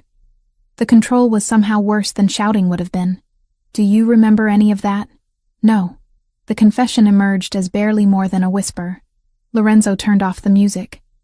The silence that replaced it felt apocalyptic. He moved to the cream sofa and sat with deliberate care, gesturing to the chair across from him like we were about to have a civilized conversation, rather than watch my entire world collapse. "Sit down, Lucia." The use of my real name made my knees give out. I collapsed into the chair more than sat, my hands gripping the armrests like they were the only solid things in a dissolving reality. "Anthony told me 3 days ago," Lorenzo said, his dark eyes finally showing emotion. Pain, anger, betrayal. all carefully controlled but visible beneath the surface. He'd hired an investigator the week I woke up. Standard security protocol. Found out the truth within days. But he kept it quiet because he was trying to protect me. Give me time to heal before hitting me with more trauma. Lorenzo, let me finish. The command was quiet but absolute. 3 days ago, Anthony came to me because he realized I was planning this exact scenario, bringing you here to prove what I'd already started to suspect. He decided it would be less cruel to prepare me first, to give me time to process before confronting you. So I've known for 3 days that my fiancé died in the accident, that her twin sister has been impersonating her for months, that my entire family conspired to lie to me about the most fundamental truth of my life. Each sentence hit like a physical blow. I doubled over in the chair, sobs tearing from my chest before I could stop them. I'm sorry. I'm so sorry. I never meant, tell me everything. His voice cut through my breakdown with surgical precision. No more lies. No more half-truths. Everything. So I did. Through tears and gasping breaths, I confessed it all. How Isabella had come to me 2 weeks after the accident, when Valentina's body was barely buried. How she'd explained that Lorenzo needed stability to survive, that the shock might kill him or set back his recovery permanently. How she'd convinced me it would be temporary, just until he woke up, just until he could handle the truth. I told him about studying photos and videos until my eyes burned, about practicing Valentina's laugh and gestures and the way she moved through rooms, about the terror of every meal, every conversation, every moment when someone might reference something I didn't know, about the wedding dress I couldn't bring myself to try on, about falling asleep each night, drowning in guilt. I never wanted to hurt you. I finished, my voice wrecked from crying. I thought it would be days, maybe a week or 2. I never imagined it would go on this long. Never thought I'd end up caring about you while wearing my dead sister's face. Lorenzo sat motionless throughout the entire confession, his expression carved from stone. When I finally fell silent, he didn't speak immediately. The pause stretched until I wanted to scream just to break it. Valentina died in my arms, he said eventually. I remember it now, every detail. The way the light left her eyes, the exact moment when I knew she was gone. And then I woke up months later to find her sister sitting beside my bed, wearing her ring, letting me believe in a miracle that never happened. I'm sorry. Stop apologizing. He stood abruptly, pacing to the windows and staring out at the city below. Apologies don't fix this. They don't undo months of deception. They don't bring back the woman I loved or restore the trust you all decided I didn't deserve to have. You're right. Nothing I say will fix this. My mother. He turned back to face me, and the betrayal in his eyes was almost unbearable to witness. Anthony. You. Everyone I should have been able to trust decided I was too fragile to handle the truth. Decided to play with my life like I was a child who needed protection from reality. We were trying to help. By lying to me, his control finally cracked, anger bleeding through in his raised voice. By letting me believe my fiancée survived when she's been dead this entire time. By making me fall for a ghost wearing stolen skin. The accusation hung between us. I'd known this moment would come eventually, but experiencing it was worse than any nightmare I'd imagined. Because he was right. Everything he said was completely, devastatingly right. Get out. The words were quiet again. Bled of emotion. Exhausted rather than angry. Go back to the mansion. Pack your things, and get out of my life. I don't want your apologies. I don't want your explanations. I just want you gone. I stood on shaking legs. Lorenzo. Now. He turned back to the window, dismissing me without another glance. Before I say something we'll both regret more than we already do. The drive back to the mansion was a blur. I don't remember traffic or stoplights or anything beyond my hands gripping the steering wheel and the taste of tears I couldn't stop. The security gates opened automatically, recognizing my car, unaware that I was about to be exiled from the sanctuary they protected. I parked and walked straight to my room, moving on autopilot, pulled my single suitcase from the closet and started throwing in the few possessions that actually belonged to me. Most of the clothes I'd been wearing were Valentina's, altered to fit my slightly different proportions. I left them hanging where they'd always belonged, returning borrowed things to their proper owner's ghost. The sound of the door opening made me turn. Isabella stood in the doorway, her elegant composure cracked by obvious distress. She'd been crying, I realized. Mascara smudged beneath her eyes, her carefully maintained appearance disheveled in a way I'd never seen. "Lucia, wait." She moved into the room, hands reaching toward me in supplication. "Please, let me explain." "There's nothing to explain." I continued packing, needing the mechanical activity to keep from collapsing completely. "You asked me to lie to your son." I agreed. "Now he knows and hates both of us. That's the entire story." I was trying to protect him. Her voice broke on the words. "He'd just survived a coma. The doctors said emotional trauma could set back his recovery, might even be fatal given his weakened state. I made a choice based on what I thought would keep him alive. You made a choice that destroyed his trust in everyone around him." I zipped the suitcase with more force than necessary. "That's not protection.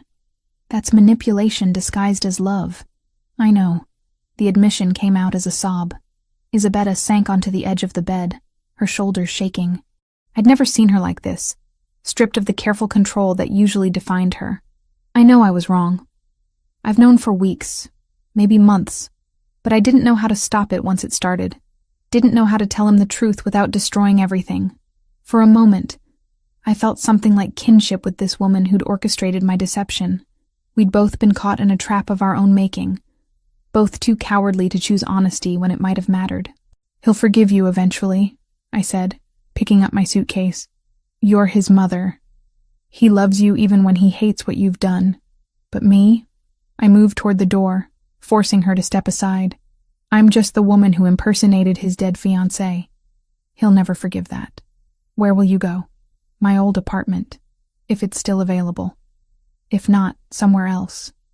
Anywhere that isn't here." Isabella reached out one last time, her hand catching my arm. "I'm sorry. For all of it. For asking you to do this. For not stopping it sooner. For ruining your life along with my son's." I looked at her tear-stained face and felt empty of everything except exhaustion. "I know you are. That doesn't change anything." I pulled away and walked out, leaving her crying in the room that had been my prison and my haven for nearly 3 months.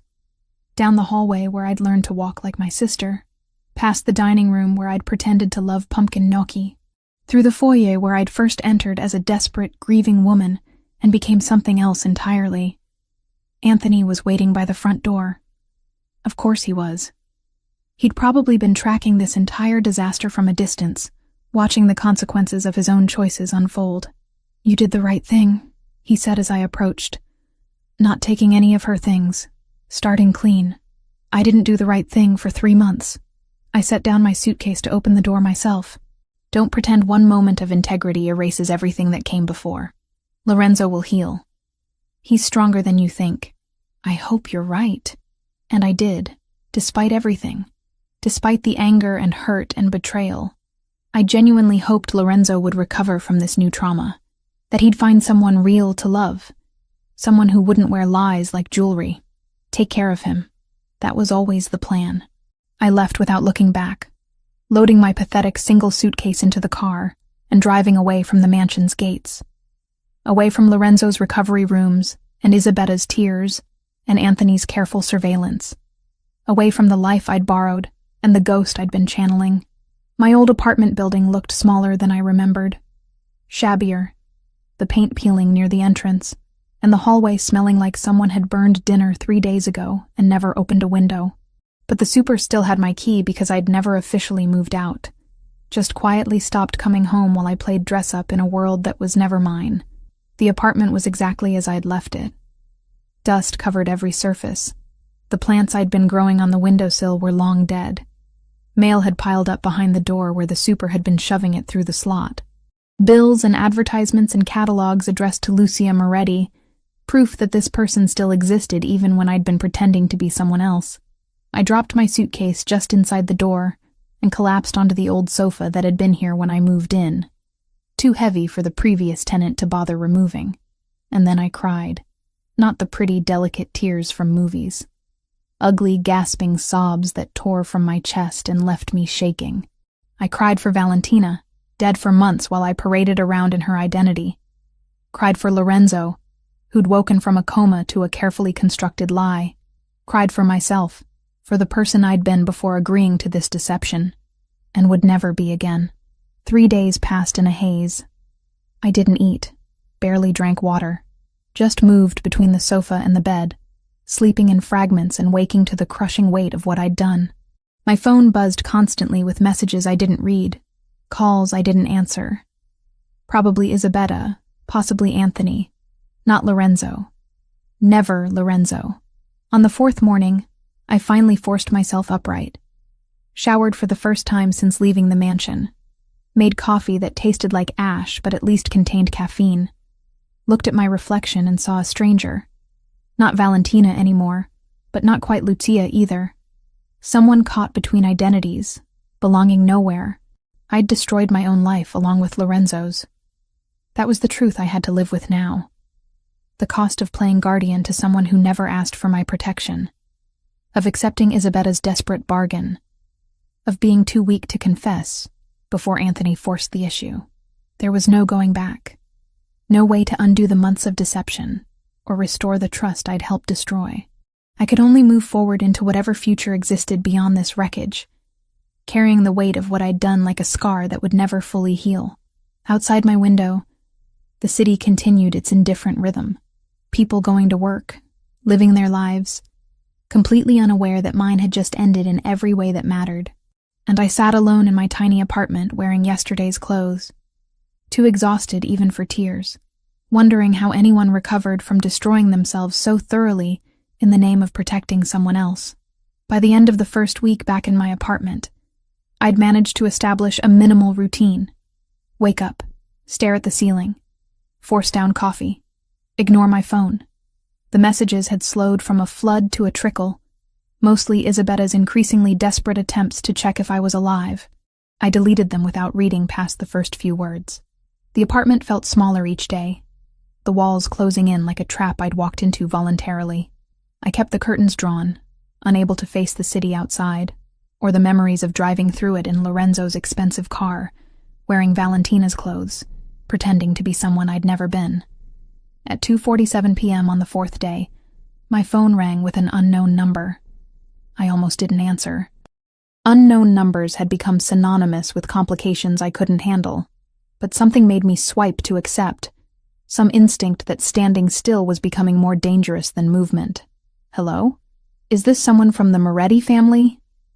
The voice was male, accented with Mandarin inflections that turned certain syllables sharp and clipped. My entire body went cold. Who is this? A low chuckle came through the line, humorous in a way that made my skin crawl. That's not important. What matters is that we've been watching the Ricci mansion very carefully for weeks now. An informant inside their organization reported something interesting. The woman everyone thought was Valentina Moretti left the estate alone, looking upset, carrying a single suitcase. That suggested either a departure or an opportunity. I stood up without conscious decision, moving to the window. My hands shook as I pulled the curtain back just enough to see the street below. A black SUV sat parked directly in front of my building. Even from 3 floors up, I could see 2 men in dark suits standing beside it, looking up at my exact window. We have excellent researchers. The voice continued conversationally. Once we knew to look for Valentina Moretti's connections, finding her twin sister Lucia wasn't difficult. Public utility records show an apartment lease in your name. Very easy to locate once we knew you existed. What do you want? My voice came out steadier than I felt. Years of pretending to be confident finally serving a useful purpose. The triad has unfinished business with the Ricci family. Your boyfriend, or ex-boyfriend, or whatever he is now, he's been a problem for our operations. The attack 3 months ago was meant to eliminate that problem. Obviously, it didn't work. The casual tone made it worse somehow, discussing attempted murder like a failed business transaction. But we've learned that Lorenzo Ricci cares about the Moretti family. First Valentina, now you. That makes you valuable. I'm nobody to him anymore. The truth tasted bitter. You're wasting your time. Perhaps. But we'd like to test that theory. Consider this a courtesy call. We know where you are. We know you're alone. And we're coming up." The line went dead. I stared at the phone for one frozen second before my survival instincts kicked into gear. I had maybe minutes before they breached the building, and my apartment door had the kind of cheap lock that wouldn't slow down professionals for more than 30 seconds. There was only one number that could help me now, even though calling it felt like swallowing glass. Lorenzo answered on the second ring. What? Not a question. Just flat acknowledgement. His voice held none of the warmth I'd grown accustomed to during his recovery. No softness for the woman who'd lied to him for months. The triad found me. The words tumbled out rapid fire. Panic overriding pride. They called. They're outside my building right now. They said they're coming up and I don't know what to do, and I know you hate me, but please. Address. The single word cut through my spiral. Now. I rattled off the apartment number and building address. The information I'd written on dozens of forms and applications back when this place represented independence rather than a hiding spot. Lock every door and window. Stay away from anything with a sightline from outside. I'm sending people. He paused for half a breath. They'll be there in 10 minutes. Don't open the door for anyone else. The call ended before I could thank him or apologize or do anything except follow his instructions. I locked the apartment door and pushed my pathetic sofa in front of it for good measure, knowing it wouldn't stop anyone determined but needing to feel like I was doing something. Checked the windows, made sure they were secure, then crouched in the bathroom with the door locked because it was the only room without external windows. 8 minutes later, I heard shouting from the hallway. Heavy footsteps. Commands delivered in voices that expected immediate obedience. Then silence more terrifying than the noise had been. A knock on the door made me flinch so hard I hit my head on the bathroom wall. Lucia Moretti? A different voice. American accent. Professionally neutral. Lorenzo Ricci sent us. We're here to extract you to a secure location. I emerged from the bathroom on shaking legs, moving the sofa back enough to crack open the door. 4 men in tactical gear stood in my hallway, weapons visible but not pointed at me. Behind them, I could see my neighbors peeking out of doorways with expressions ranging from terror to fascination at the drama unfolding. Where are the men from the SUV? I asked, not moving from the relative safety of my doorway. Detained downstairs for questioning by local authorities. The lead man was built like he'd been carved from concrete, his expression completely neutral. Your building super called it in the moment he saw the force lock. They arrived fast. His gaze swept the corridor once, measuring exits and shadows like a habit. We need to move now. Bring nothing. We'll provide what you need. I grabbed my phone and wallet by reflex, then let them hustle me down the stairs with 2 men in front and 2 behind. A moving box of protection that felt claustrophobic and necessary in equal measure. Outside, 2 more black SUVs had replaced the triad's vehicle. They loaded me into the back of one, and we were moving before I'd even fastened my seatbelt. The drive took 40 minutes through traffic that the driver navigated with aggressive efficiency. We left Manhattan behind, crossed into New Jersey, drove through increasingly suburban neighborhoods until we reached a development that screamed upper-middle-class anonymity. The house they pulled up to looked exactly like its neighbors. 2 stories, neutral siding, landscaping maintained but not ostentatious. The kind of place you'd forget 5 minutes after driving past it. Perfect for hiding someone. They escorted me inside with the same professional efficiency, sweeping through rooms to ensure security before finally relaxing fractionally. The interior was furnished but impersonal, like a model home or an extended stay hotel. Clean surfaces, neutral colors, nothing that suggested actual people lived here. Lorenzo stood in the living room with his back to the door, looking out the window at the quiet street beyond. He'd lost weight, I realized, the suit hanging slightly wrong on his frame. His shoulders carried tension that hadn't been there even in the worst days of his physical therapy. Secure, one of the security team announced. Perimeter is clear. We'll maintain shifts around the clock. Lorenzo nodded without turning. The team dispersed to stations throughout the house, leaving us alone in the living room's carefully neutral space. Thank you, I said to his back, for sending them, for getting me out. Don't thank me yet. He finally turned, and the exhaustion on his face hit me like a physical blow. Dark circles shadowed his eyes, and new lines had appeared around his mouth in just 4 days. This situation is complicated. I can leave. Go somewhere else. Somewhere they won't find me. There is nowhere they won't find you. He moved to the sofa and sat with the careful movements of someone conserving energy. The Triad has been using my relationship with Valentina as leverage for months. The attack 3 months ago wasn't random violence. It was a targeted hit designed to eliminate both me and the woman they believed I loved, removing obstacles to their operations in one strike. I sank into the chair across from him, my legs finally giving out. But Valentina died. They won their leverage. That's what we thought too. Why they backed off after the attack, assumed both of us were dead or broken. His dark eyes held mine with uncomfortable intensity. But someone inside my organization has been feeding them information. That informant reported that you left the mansion, that there was a twin, that you'd been pretending to be Valentina for months. Once they knew you existed, tracking you down through public records was trivial. The pieces clicked into place with sickening clarity. So now I'm the leverage again. Now you're a liability they want to eliminate, and a tool they could potentially use against me. He leaned back, closing his eyes briefly. When he opened them again, something harder had settled into his expression. Which brings us to why you're here instead of somewhere else. Because you're protecting me. It felt presumptuous saying it out loud, assuming he'd extend protection to the woman who'd betrayed him so thoroughly. Because I won't let the Triad use another Moretti sister as a playing piece in their war with my family. The correction was sharp, deliberately cutting. This isn't about you specifically, Lucia. It's about not giving them weapons to use against us. That's pragmatic strategy, not sentiment. The words landed exactly as he'd intended them to, drawing clear lines between protection and caring, between what he was willing to do and what he was willing to feel. I nodded, swallowing around the lump in my throat.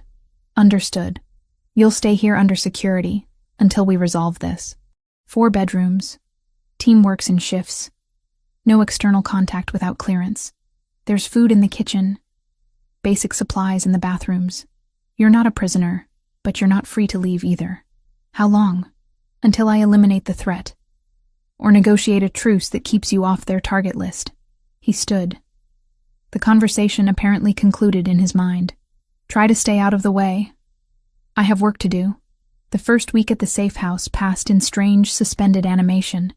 Lorenzo worked from a converted bedroom office, taking video calls and managing operations through encrypted channels I wasn't allowed to observe.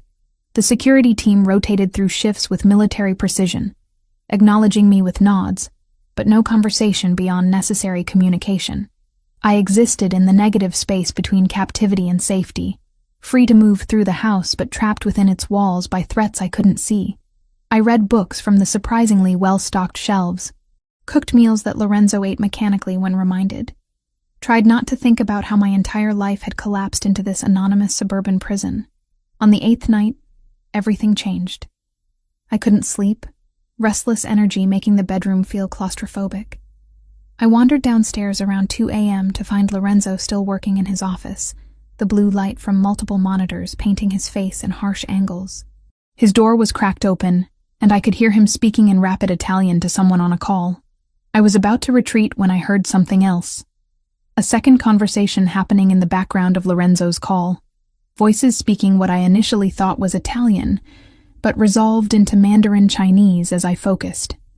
My college degree had been in comparative literature with a focus on Asian languages. I'd loved it.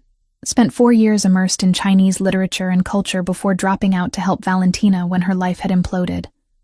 The language came back like muscle memory as I listened to the background conversation bleeding through Lorenzo's call. They were speaking in code, but it was cultural code. References to classical Chinese literature that would sound like nonsense to anyone who hadn't studied it extensively. The general prepares his horses at dawn wasn't about animals. It was a reference to a famous military strategy poem about surprise attacks at first light. They were planning something for dawn, something involving the Ricci family's operations. I knocked on the office door frame. Lorenzo's head snapped up, irritation flashing across his face at the interruption. He held up a finger, finishing his call before addressing me. It's the middle of the night. That conversation your contact was having in the background. The Mandarin one. I moved into the office despite not being invited. They're planning an attack. Tomorrow at dawn. On your warehouse, I think, based on the reference to storing grain during winter. Lorenzo stared at me for 3 full seconds. You speak Mandarin. I studied Chinese literature in college. That wasn't casual conversation. It was coded military strategy hidden in classical references. The words tumbled out rushed as I tried to explain. The phrase about preparing horses at dawn, it's from Sun Tzu's commentaries. It means early morning attack. And the winter grain storage is probably literal, your actual warehouse where you store shipments. He was already pulling up files on his computer, cross-referencing information I couldn't see. The Eastern warehouse. We have a major shipment coming in tomorrow, valuable enough that losing it would cost us millions, and political capital we can't afford to lose. Can you move it? Not in time. But I can be ready when they hit us. He pulled out his phone, started making calls with clipped efficiency. Anthony, we have credible intelligence about an attack on the Eastern facility. Dawn tomorrow. I need everyone available there in defensive positions by 5 a.m. I backed out of the office, letting him coordinate the response. My part was done. The small contribution I could make toward mitigating the chaos I'd helped create by existing. At dawn, Lorenzo left with half the security team, leaving me under guard with the remainder. The house felt emptier with him gone, more obviously a cage despite the comfortable furnishings. I spent the morning unable to focus on anything, jumping at every sound, wondering if my information had been accurate, or if I'd sent Lorenzo into danger based on half-remembered college courses. He returned at 2 p.m., exhausted, but satisfied. Blood spattered his shirt cuff, but he moved without favoring any injuries, so I assumed it wasn't his. Your intelligence was perfect, he said, accepting the coffee I'd made without being asked. They hit the warehouse at dawn exactly as you predicted. We were waiting. Took them completely by surprise. Anyone hurt? 2 of theirs dead, several injured. We captured 2 of their mid-level people alive, lieutenants who were directing the operation. He drank the coffee in long gulps, needing the caffeine. That gives us leverage for negotiation. Over the next 3 days, Lorenzo orchestrated a truce with cold-blooded precision. The captured lieutenants became bargaining chips in video negotiations I was allowed to observe from just outside the frame. The Triad leadership wanted their people back. Lorenzo wanted guaranteed safety for anyone connected to the Ricci family, including by extension the Moretti sisters. The final video call happened on the 4th day after the warehouse attack. Lorenzo set up his laptop in the living room, positioning himself in the frame with professional precision. Then he gestured for me to join him. Stand here, he instructed, indicating a spot just to his left, close enough to be clearly visible, but slightly behind him, in a position that suggested both protection and ownership. The call connected to show 3 men in an elegant office somewhere I didn't recognize. The one in the center was clearly the leader, older than the others with silver threading his dark hair and eyes that missed nothing. Mr. Ricci, the man said with perfect English and minimal accent, you have something that belongs to us, and you've been trying to take something that belongs to me. Lorenzo's voice carried absolute authority, the tone of someone accustomed to commanding rather than requesting. I'm prepared to return your lieutenants unharmed in exchange for guaranteed cessation of all hostilities toward anyone connected to my family. Connected is a broad term. Then let me be specific. Lorenzo gestured toward me without looking away from the screen. This is Lucia Moretti. She's under my permanent protection. Any action taken against her or her family will be considered an act of war against the Ricci organization. Is that clear enough? The Triad leader's eyes moved to me, assessing and cataloging. The replacement sister. I'd heard rumors you'd been foolish enough to fall for her lies. What I fell for doesn't concern you. What concerns you is that touching her means war. A smile that held no warmth. You replace one Moretti sister with another like they're interchangeable parts. Very pragmatic, Mr. Ricci. I can respect that.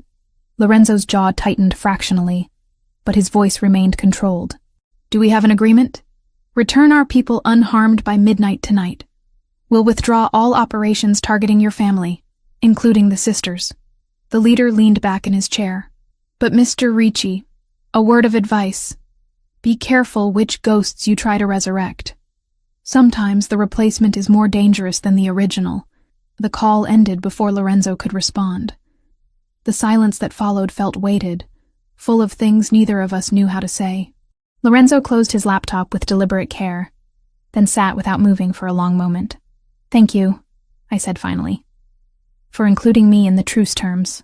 Like I said, pragmatism," but his voice held less edge than it had before. Exhaustion bleeding through the careful control. "You saved lives with that translation. My people. Potentially civilians if the attack had gone differently. That counts for something. It doesn't erase the months of lies. No." He looked at me directly for the first time since the video call. "It doesn't. But maybe it's a first step toward understanding that you're more than just the lie you were asked to tell. It wasn't forgiveness, wasn't absolution or restored trust. But it was acknowledgement, recognition that I existed as Lucia, separate from the ghost of Valentina. And in that moment, sitting in a safe house living room with coffee going cold on the table between us, it felt like the first honest thing that had passed between us since the day he woke from his coma. The truce with the triad, held through tense negotiations that stretched across the second week at the safe house. Lorenzo worked around the clock, coordinating with Anthony and other family members I heard but never saw, assembling the pieces of a deal that would keep everyone alive. I existed in the margins of that work, present but peripheral. The security team had relaxed fractionally after Lorenzo returned from the warehouse attack unharmed, but the house still felt like a fortress designed to keep the world out, and me contained within. On the third day after providing the translation that had saved the warehouse operation, Lorenzo emerged from his office around dinner time, looking more exhausted than I'd seen since his coma. He found me in the kitchen assembling sandwiches because cooking felt productive when nothing else did. "You don't have to do that," he said, leaning against the counter. "The team handles meals. I needed something to do with my hands." I finished cutting the sandwich and slid the plate toward him. "Turkey and Swiss. There's mustard if you want it." He took the plate without argument, too tired to maintain the careful distance he'd been preserving. We ate in silence for several minutes. The only sound, the quiet hum of the refrigerator and distant voices from the security team's shift change. "The translation you provided," Lorenzo said eventually, setting down his half-eaten sandwich. "The way you decoded their references to classical literature and military strategy. That wasn't something you learned casually. I studied Chinese literature for 4 years in college.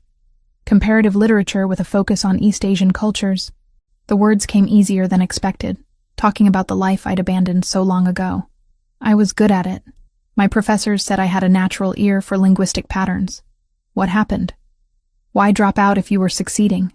The question I'd been dreading. Not because I didn't want to answer, but because the answer revealed so much about the sister he'd lost and never fully known. Valentina needed help. Her boyfriend at the time got her pregnant and then disappeared when she told him. She was terrified, alone, drowning in medical bills when she miscarried at 4 months.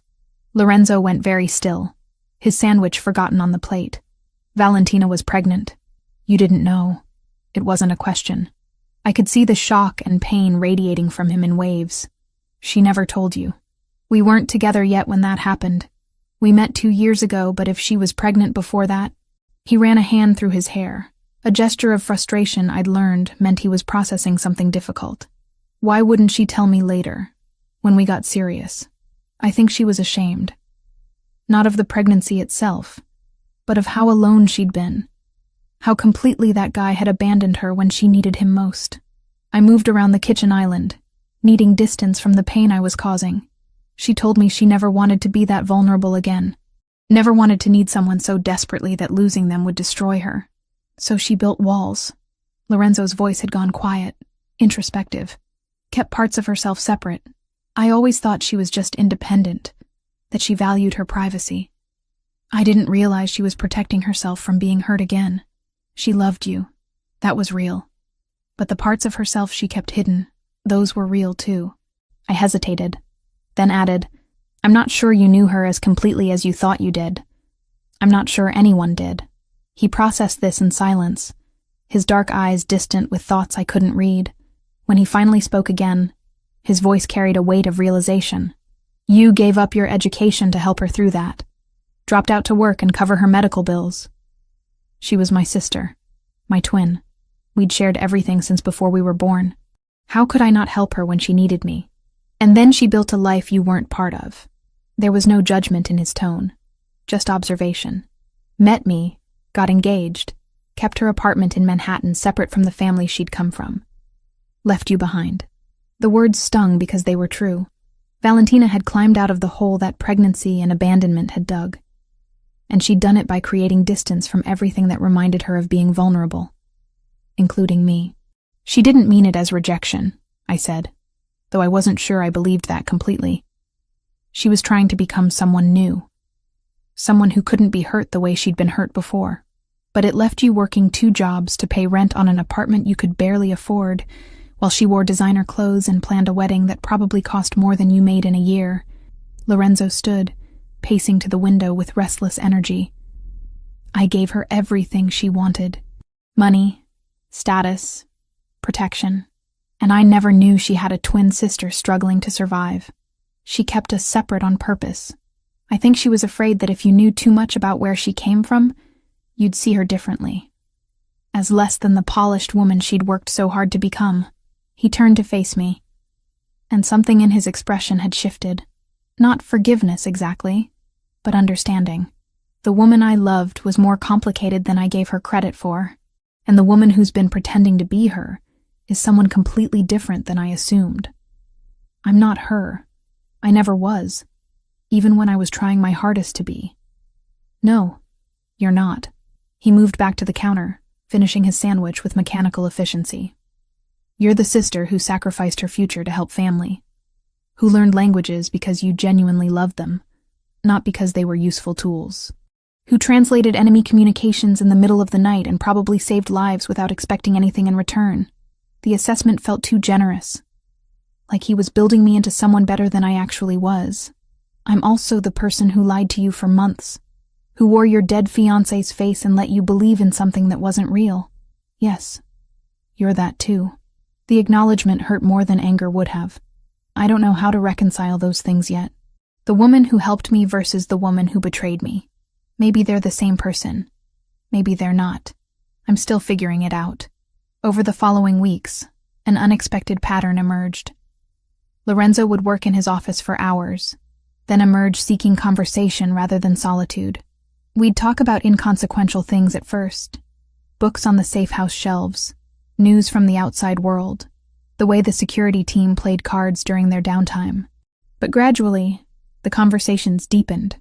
3 weeks into our forced proximity, during a late evening when exhaustion had stripped away our usual defenses, Lorenzo told me about growing up knowing his entire life was predetermined. How his father had died when Lorenzo was 19, thrusting him into leadership before he was ready. How Anthony had wanted to take over, but family tradition dictated the role go to the younger brother, who'd been groomed for it since birth. I never had a choice, he said, staring into whiskey he'd poured but barely touched. Not about the business, not about the violence that comes with it, not about building my entire identity around being the boss everyone feared. It was just what I was, what I had to be. Did you ever want something different? I asked from my position on the opposite sofa, maintaining the physical distance we'd wordlessly agreed upon. Every day for the first 5 years. Then I stopped wanting it because wanting things you can't have is torture. He took a small sip of whiskey, grimacing slightly. Valentina understood that, I think. She'd also built herself into someone she had to be rather than someone she wanted to be. That's part of why we worked. We were both performing versions of ourselves that the world demanded. And now I'm tired of performing. 3 months in a coma gives you perspective on what matters and what's just theater. He set down his glass with a soft click against the table. I'm trying to figure out how to be Lorenzo Ricci without the costume. It's harder than it sounds. I shared my own version of the same struggle. Growing up as Valentina's twin, always the quieter one, the less vibrant one. The one people forgot was in the room. How I'd gotten used to being second choice, to taking up less space, to making myself smaller so my sister could shine brighter. She was the sun, and I was the moon, I said, wrapping my hands around the tea I'd made. People only noticed me when she wasn't around to outshine me, and I accepted that as just how things were. Like you accepted being the boss. We both got used to roles that didn't fit quite right, but you fought your way out of that role when you dropped out to help her. That took courage, or stupidity. The line between them is thinner than people think. He smiled at that. A real smile that reached his eyes for the first time since the apartment confrontation. Maybe. But I'm starting to think stupidity motivated by love is just another word for loyalty. The conversation ended there, but something had shifted between us. Not forgiveness, not restored trust, but recognition. We saw each other more clearly than before, stripped of the masks we'd both been wearing for different reasons. On the 25th day at the safe house, Lorenzo appeared in the living room late one night, looking more troubled than usual. I'd been reading, unable to sleep, and looked up at the sound of his footsteps. "I need to visit Valentina's grave," he said, without preamble. "I haven't been since before the accident. Keep putting it off because I don't know what to say to her." He paused, then added, "Would you want to come? You don't have to. But if you wanted to say goodbye properly, this would be the chance." The offer surprised me. Including me in something so personal felt like an invitation across the distance he'd been maintaining. Yes, I'd like that. We drove the next morning with 2 security vehicles flanking us, a convoy of protection moving through early traffic toward the cemetery where Valentina had been buried 3 months ago. I'd attended the funeral from a distance, watching from my car as the Ricci family and Valentina's society friends said goodbye to someone they'd thought they knew. The cemetery was exactly what I'd expected. Manicured lawns, marble headstones, the quiet pretension of money extending even into death. Lorenzo led the way to a plot beneath a maple tree, its leaves just starting to turn with the changing season. The headstone was elegant, simple, Valentina Moretti, with dates that bracketed a life too short and more complicated than anyone had realized. Lorenzo stood silent for a long moment, holding white flowers he'd bought along the way. When he finally spoke, it was in Italian, words I understood from my months of desperate study. He was asking forgiveness for not protecting her, for failing to see the attack coming, for surviving when she hadn't. I waited until he stepped back before placing my own offering, a letter I'd written in the pre-dawn hours, trying to articulate an apology that could never be adequate. I'd sealed it in waterproof plastic so the rain wouldn't destroy it, then tucked it against the base of the headstone, where flowers and time would eventually cover it. We cried separately, standing meters apart, mourning the same person from different angles. Lorenzo had lost his future. I'd lost my past. And neither of us could undo the fact that she was gone. On the drive back, Lorenzo broke the silence. "My mother has been calling. 10 times this week, maybe more. She wants to apologize, explain why she orchestrated everything. Will you answer? Eventually. She's my mother. I can't hate her forever even though part of me wants to right now." His hands tightened on the steering wheel. "But I can't look at her yet without feeling betrayed, without wondering what else she'd be willing to lie about to protect me. I understand that feeling." I stared out the window at the suburbs rolling past. I feel the same way about myself. Looking in mirrors is complicated these days. "We're quite a pair," he said with dark humor. "Both of us betrayed by people we trusted. Both of us trying to figure out how to exist after everything fell apart. At least we're consistent in our dysfunction." That earned another small smile. There's something to be said for symmetry. 4 weeks after the warehouse attack, Lorenzo summoned me to his office with the formal tone he used for business, rather than the casual conversations we'd fallen into. I entered to find him behind his desk, every inch the crime boss rather than the exhausted man I'd been talking to late at night. "The truce with the triad is holding," he said, gesturing for me to sit. "Our intelligence suggests they're satisfied with the terms and have moved their focus to other territories, which means you're no longer in immediate danger." Relief, and something that felt uncomfortably like disappointment warred in my chest. "That's good news. It means you can return to a normal life, not your old apartment. That's too exposed and they know the location. But I've arranged for a secure building with monitoring, top-floor unit with good sight lines and controlled access." He slid a folder across the desk. "Lease is already paid for 6 months. There's also a security stipend to cover monitoring costs and any other necessities." I opened the folder to find apartment details and financial information that was far more generous than necessary. "Lorenzo, I can't accept." "You can, and you will. You risked your life because of my family's enemies. The least I can do is ensure you're safe and comfortable going forward." His tone left no room for argument. "There's also information about a language services company that's looking for contractors with Mandarin skills. I may have mentioned your qualifications to their hiring manager. You're setting me up with a job? I'm providing a reference. What you do with it is your choice. He leaned back in his chair, and for the first time I saw uncertainty beneath the professional facade. You don't belong here, Lucia. In this house, in my world, in the life you were pretending to live. You deserve the chance to build something real, something that's actually yours. The dismissal was clear, wrapped in generosity but ultimately a door closing. He was giving me freedom because he didn't want the reminder of what I'd done, the walking evidence of months of deception. I understood it intellectually, even as it carved something hollow in my chest. When do I leave? Whenever you're ready. Tomorrow, next week. The apartment is available now. I stood, taking the folder with its promise of a new life built on foundations I hadn't earned. Thank you. For everything. For saving me. For the apartment. For the job reference. For not hating me as much as you have every right to. I'm working on not hating anyone, he said quietly. It takes too much energy, and I need all I have for figuring out what comes next. What does come next? For you? I don't know yet. That's the terrifying part.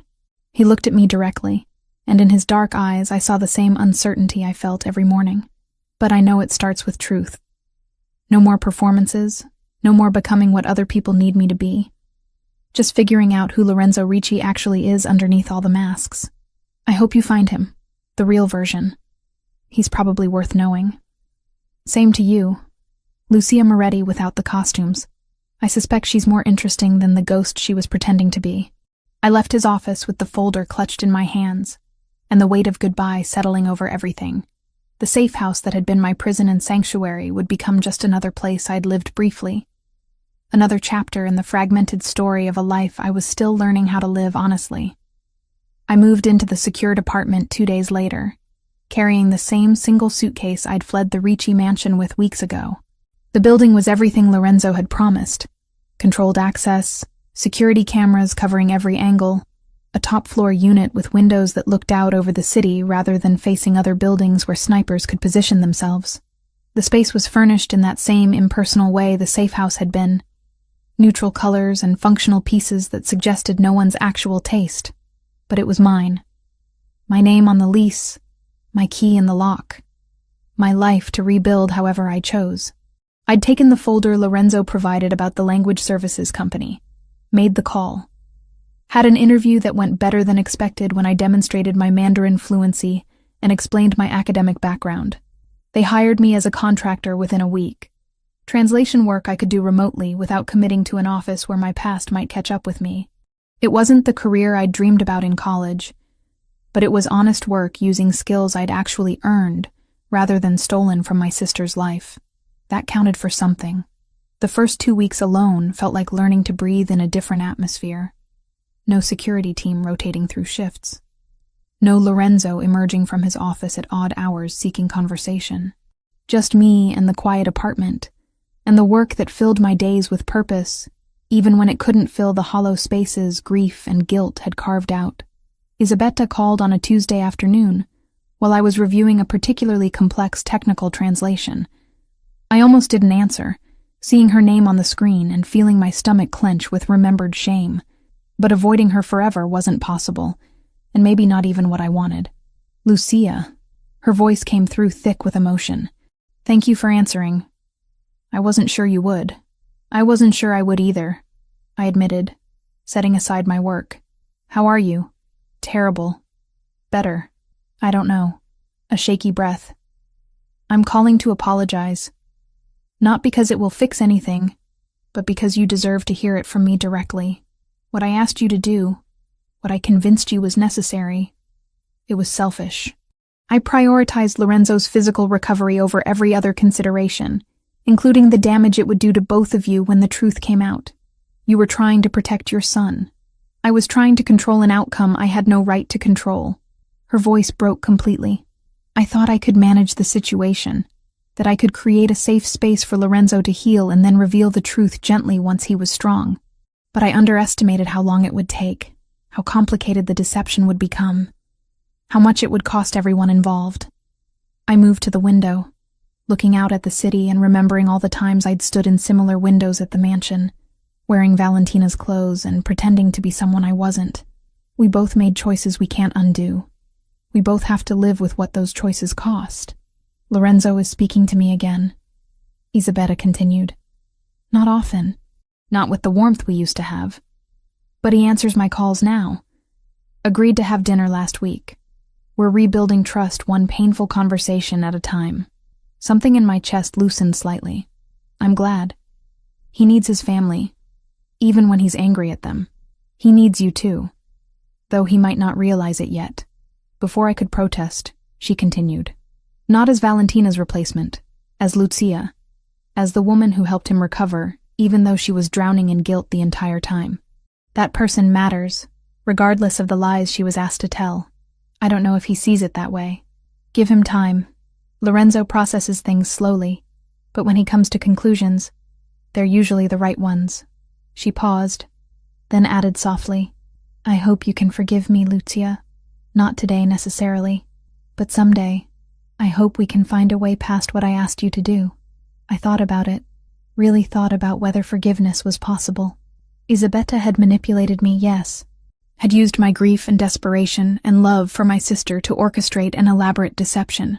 But she'd also been a mother terrified of losing her son, making impossible choices in impossible circumstances. I forgive you, I said, and was surprised to find I meant it. I understand why you did it, even if I wish you hadn't. We were both trying to protect Lorenzo in our own misguided ways. That has to count for something, she cried then, relief and gratitude pouring through the phone in barely coherent words. We talked for another 20 minutes, cautiously rebuilding a connection that had been based on lies, but maybe didn't have to stay that way. When we finally hung up, I felt lighter somehow, as if forgiving her had also created space to forgive myself. Just slightly. 1 month and 3 days after leaving the safe house, someone knocked on my apartment door at 7 in the evening. I checked the security camera feed on my phone before answering, a habit Lorenzo's people had drilled into me during the weeks of active threat. Lorenzo stood in my hallway holding flowers. My heart did something complicated and painful in my chest. I opened the door slowly, taking in his appearance with the kind of attention you give to something you thought you'd lost. He looked better than he had at the safe house. The weight he'd lost during his coma and its aftermath had started to return. The exhaustion that had been carved into his features had softened into something more manageable. He wore casual clothes, jeans, and a dark sweater, looking more human and less like the crime boss who'd orchestrated truces and ordered operations. These are for you, he said, holding out the flowers. They were coral-colored, unusual, and beautiful. Nothing like the traditional roses that would have felt loaded with implications. I didn't know what you liked, so I asked the florist for something that felt like new beginnings. I took the flowers, their stems cool against my palms. They're perfect. Do you want to come in? He entered with the careful movements of someone navigating unfamiliar territory, looking around the apartment I'd been living in for a month. It's nice. Better than that place you were in before, at least from the security assessment. Much better. The job you helped me get pays well enough that I could have afforded something decent on my own, but this is definitely an upgrade. I found a vase under the sink and started arranging the flowers, needing something to do with my hands. How are you? How's the restructuring going? Slowly. Convincing old school members that we need to move away from certain activities is like trying to turn an ocean liner with a canoe paddle. But Anthony supports the changes, and together we're making progress. He settled on the edge of the sofa. Not quite relaxed, but not as rigid as he'd been. I've been thinking about what Valentina used to say, about legitimacy, about building something that didn't require violence as its foundation. I dismissed it then because I thought she was being naive. Now I'm starting to think she was just seeing clearer than I was. She'd be proud of you for trying. Maybe. Or maybe she'd point out I should have listened years ago instead of waiting until I nearly died to take her seriously. He pulled a small box from his jacket pocket and set it on the coffee table between us. I brought you something else. I sat across from him, leaving the safety of distance, and picked up the box. Inside, nestled in dark velvet, was the platinum ring I'd worn for 3 months. Valentina's engagement ring. the symbol of everything I'd pretended to be. "It belongs to her memory," Lorenzo said quietly. "Not to you, not to anyone else. I had it cleaned and reset in its original box. But I wanted you to see it one more time, to understand something." "What?" "That I know why you accepted my family's request. You weren't trying to hurt me or steal Valentina's place. You were trying to help, in the only way they gave you to help.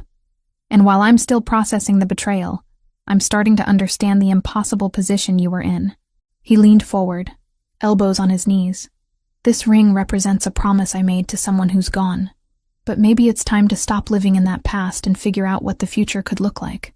I closed the box carefully, the weight of it somehow both heavy and liberating. "What does that mean?" "It means I'd like to take you to dinner. Not as an obligation, not because of security concerns or family pressure. Just as two people who've been through something terrible together and might want to see if there's anything worth building on the other side." His dark eyes held mine, vulnerable in a way I'd only seen during his worst moments of recovery. "I want to know who Lucia Moretti is when she's not pretending to be anyone else. If you're willing to show me." The invitation hung between us, weighted with possibility and risk in equal measure. This was a chance to start over, to build something real from the wreckage of what we'd both lost. But it was also terrifying, exposing myself to someone who'd seen me at my absolute worst and had every reason to never trust me again. "Yes," I said, because the alternative was letting fear make my decisions for the rest of my life. "I'd like that. I'd like to see who we both are when we're not wearing masks." "Saturday? There's a restaurant in Brooklyn. Small place that doesn't cater to the usual crowd. We could just be two people having dinner. Saturday works." He stood, and I walked him to the door. Before leaving, he paused in the doorway. "This won't be easy. I can't promise I've completely forgiven you, or that I won't have moments where the betrayal hits me fresh. But I think we both deserve the chance to figure out if there's something real here, underneath all the lies and trauma.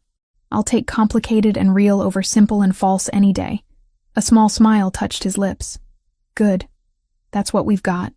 The dinners became weekly rituals over the next 3 months. We met at different restaurants, always in neighborhoods where Lorenzo's reputation didn't precede him, places where we could talk without performing for audiences who expected certain behavior from a crime boss and his companion. We talked about everything except the immediate past, giving ourselves space to be people rather than victims of circumstance. Lorenzo told me about his plans to restructure the family business, moving resources toward legitimate enterprises and slowly extracting them from the violent operations that had defined previous generations. It was work that would take years, and came with resistance from all sides. But he was committed to honoring what Valentina had asked for, even if she'd never see the results. I told him about returning to school online, taking literature courses again after so many years away from academia, about the satisfaction of translation work, the puzzle of making meaning transfer across languages and cultures, about slowly rebuilding a life that felt like mine rather than something borrowed or stolen. We avoided the minefield of what had happened between us, not out of cowardice, but strategic patience. Some wounds needed time before they could be examined without causing more damage. 3 months into our weekly dinners, Lorenzo picked me up at my apartment with a nervousness I'd never seen in him before. We'd fallen into comfortable patterns by then, easy conversation and careful boundaries. But tonight felt different somehow. The restaurant was one we'd been to before, a quiet Italian place where the owner knew Lorenzo, but didn't make a fuss about his presence. We ordered food we barely tasted, both of us dancing around something neither knew how to say directly. "I've been seeing a therapist," Lorenzo said halfway through the meal, setting down his fork with deliberate care. "Anthony suggested it months ago, and I finally took his advice. Trying to process everything that happened, the coma, the lies, losing Valentina, all of it. How's that going?" "Slowly. Painfully. Productively, I think." He took a sip of wine, organizing his thoughts. "One thing we talk about a lot is the difference between the person I was with Valentina and the person I am now. How trauma changes you in ways you can't undo, and maybe that's not entirely bad." "What do you mean?" "The man who got engaged to your sister was performing a role. The powerful boss, the controlled leader, the person who had everything figured out. I thought that's what she wanted. what everyone wanted, but that person was exhausting to be. And I'm not sure he was particularly real. He looked at me directly. The person I am now, after everything. He's messier, more uncertain, but maybe more honest. I like this version, I said quietly. Messy and uncertain beats polished and fake. That's what I'm hoping. He reached across the table, palm up, an invitation rather than a demand.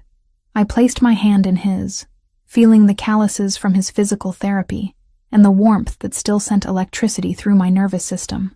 Lucia, I need to ask you something important. My heart rate kicked up. Okay, these last 3 months, getting to know you as yourself rather than as Valentina's echo, it's been the most honest thing in my life. You don't perform for me. Don't tell me what you think I want to hear. You just exist as Lucia, with all your complications and flaws and strengths. And he paused, searching for words. It's what I didn't know I needed. Lorenzo, let me finish. His thumb traced circles on the back of my hand. I can't promise I'm completely over what happened. Can't say there won't be moments where I remember the betrayal and feel it fresh. But I'm starting to understand that you were as much a victim of my family's choices as I was. And more importantly, I'm starting to care about who you are separate from all of that. What are you asking? I'm asking if you'd be willing to try this for real. Not dinner as friends, not careful conversations where we avoid the past, but an actual relationship where we figure out together what we could be. His eyes held mine with an intensity that made it hard to breathe. I'm asking if you'll be my girlfriend, not my fiancé, not a replacement for someone I lost. Just Lucia, the woman I'm choosing right now, in this moment, with full knowledge of everything we've been through. The question hung between us, loaded with possibility and risk. This was everything I'd been afraid to want, offered freely by someone who had every reason to keep his distance. It was terrifying and perfect, and more than I'd thought I deserved. Yes, I said, and watched relief flood his expression. Yes, I want to try. I want to see what we could build when it's real from the start. He stood and moved to my side of the table, pulling me up and into a kiss that tasted like wine and promises and new beginnings. It was different from that first kiss in the therapy room months ago, that test of recognition and memory. This was acknowledgement. Two people choosing each other with clear eyes and honest intentions. When we pulled apart, both of us were smiling. Not the careful expressions we'd been wearing for months, but genuine joy at taking a risk together. This might be a disaster, I said, resting my forehead against his. Probably. But it'll be our disaster, built on truth instead of lies. I'll take those odds. Our first official date as a couple happened the following weekend. Lorenzo insisted on picking me up properly, bringing more coral flowers, and wearing what he called his attempting to be a normal boyfriend outfit. We went to a movie neither of us could later remember the plot of, too aware of each other's presence to focus on the screen. Afterward, at a diner that served breakfast food 24 hours a day, we ran into Anthony. It wasn't a coincidence, I realized, seeing the way Lorenzo's brother appeared with perfect timing.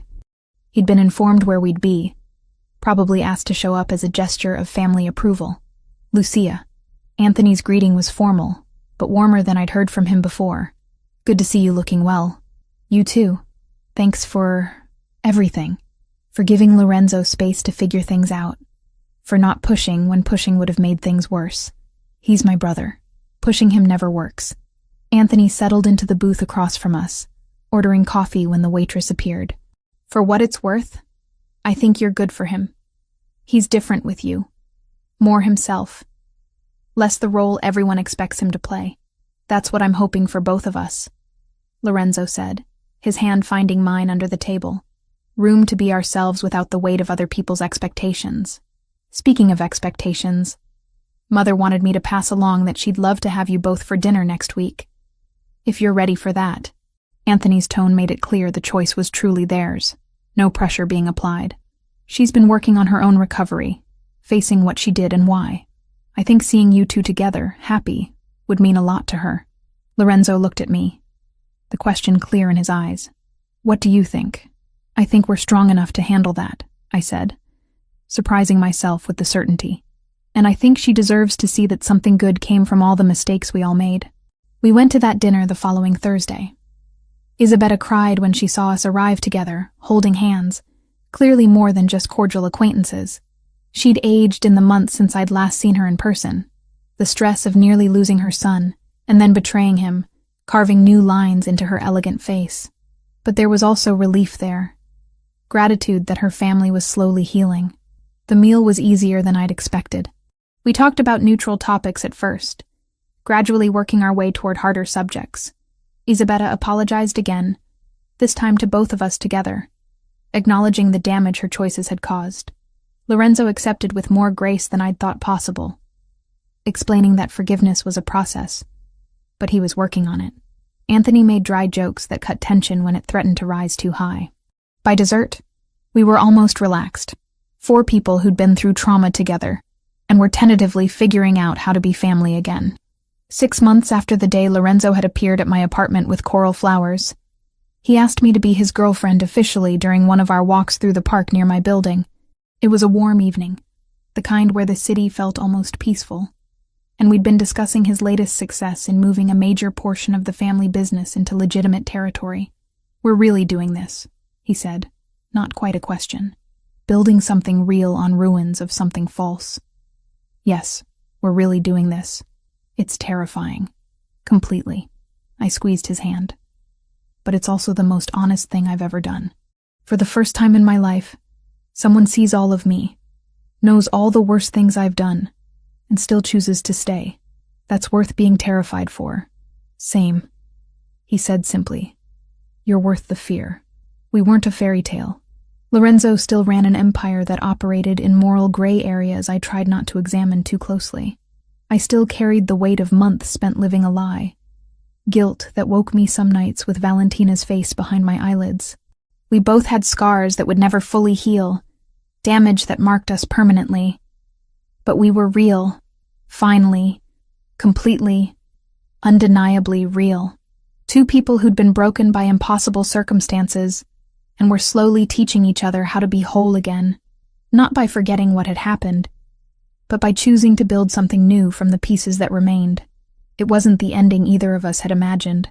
But standing in that park with Lorenzo's hand in mine, the city lights coming on as evening settled, I realized it was better than anything I'd dared to hope for during those desperate months of deception. We were Lucia and Lorenzo. Not echoes of other people, not performances for audiences who expected certain behaviors. Just ourselves, messy and complicated, and trying our best to be honest in a world that rewarded lies. And somehow, impossibly, that was more than satisfactory. It was everything.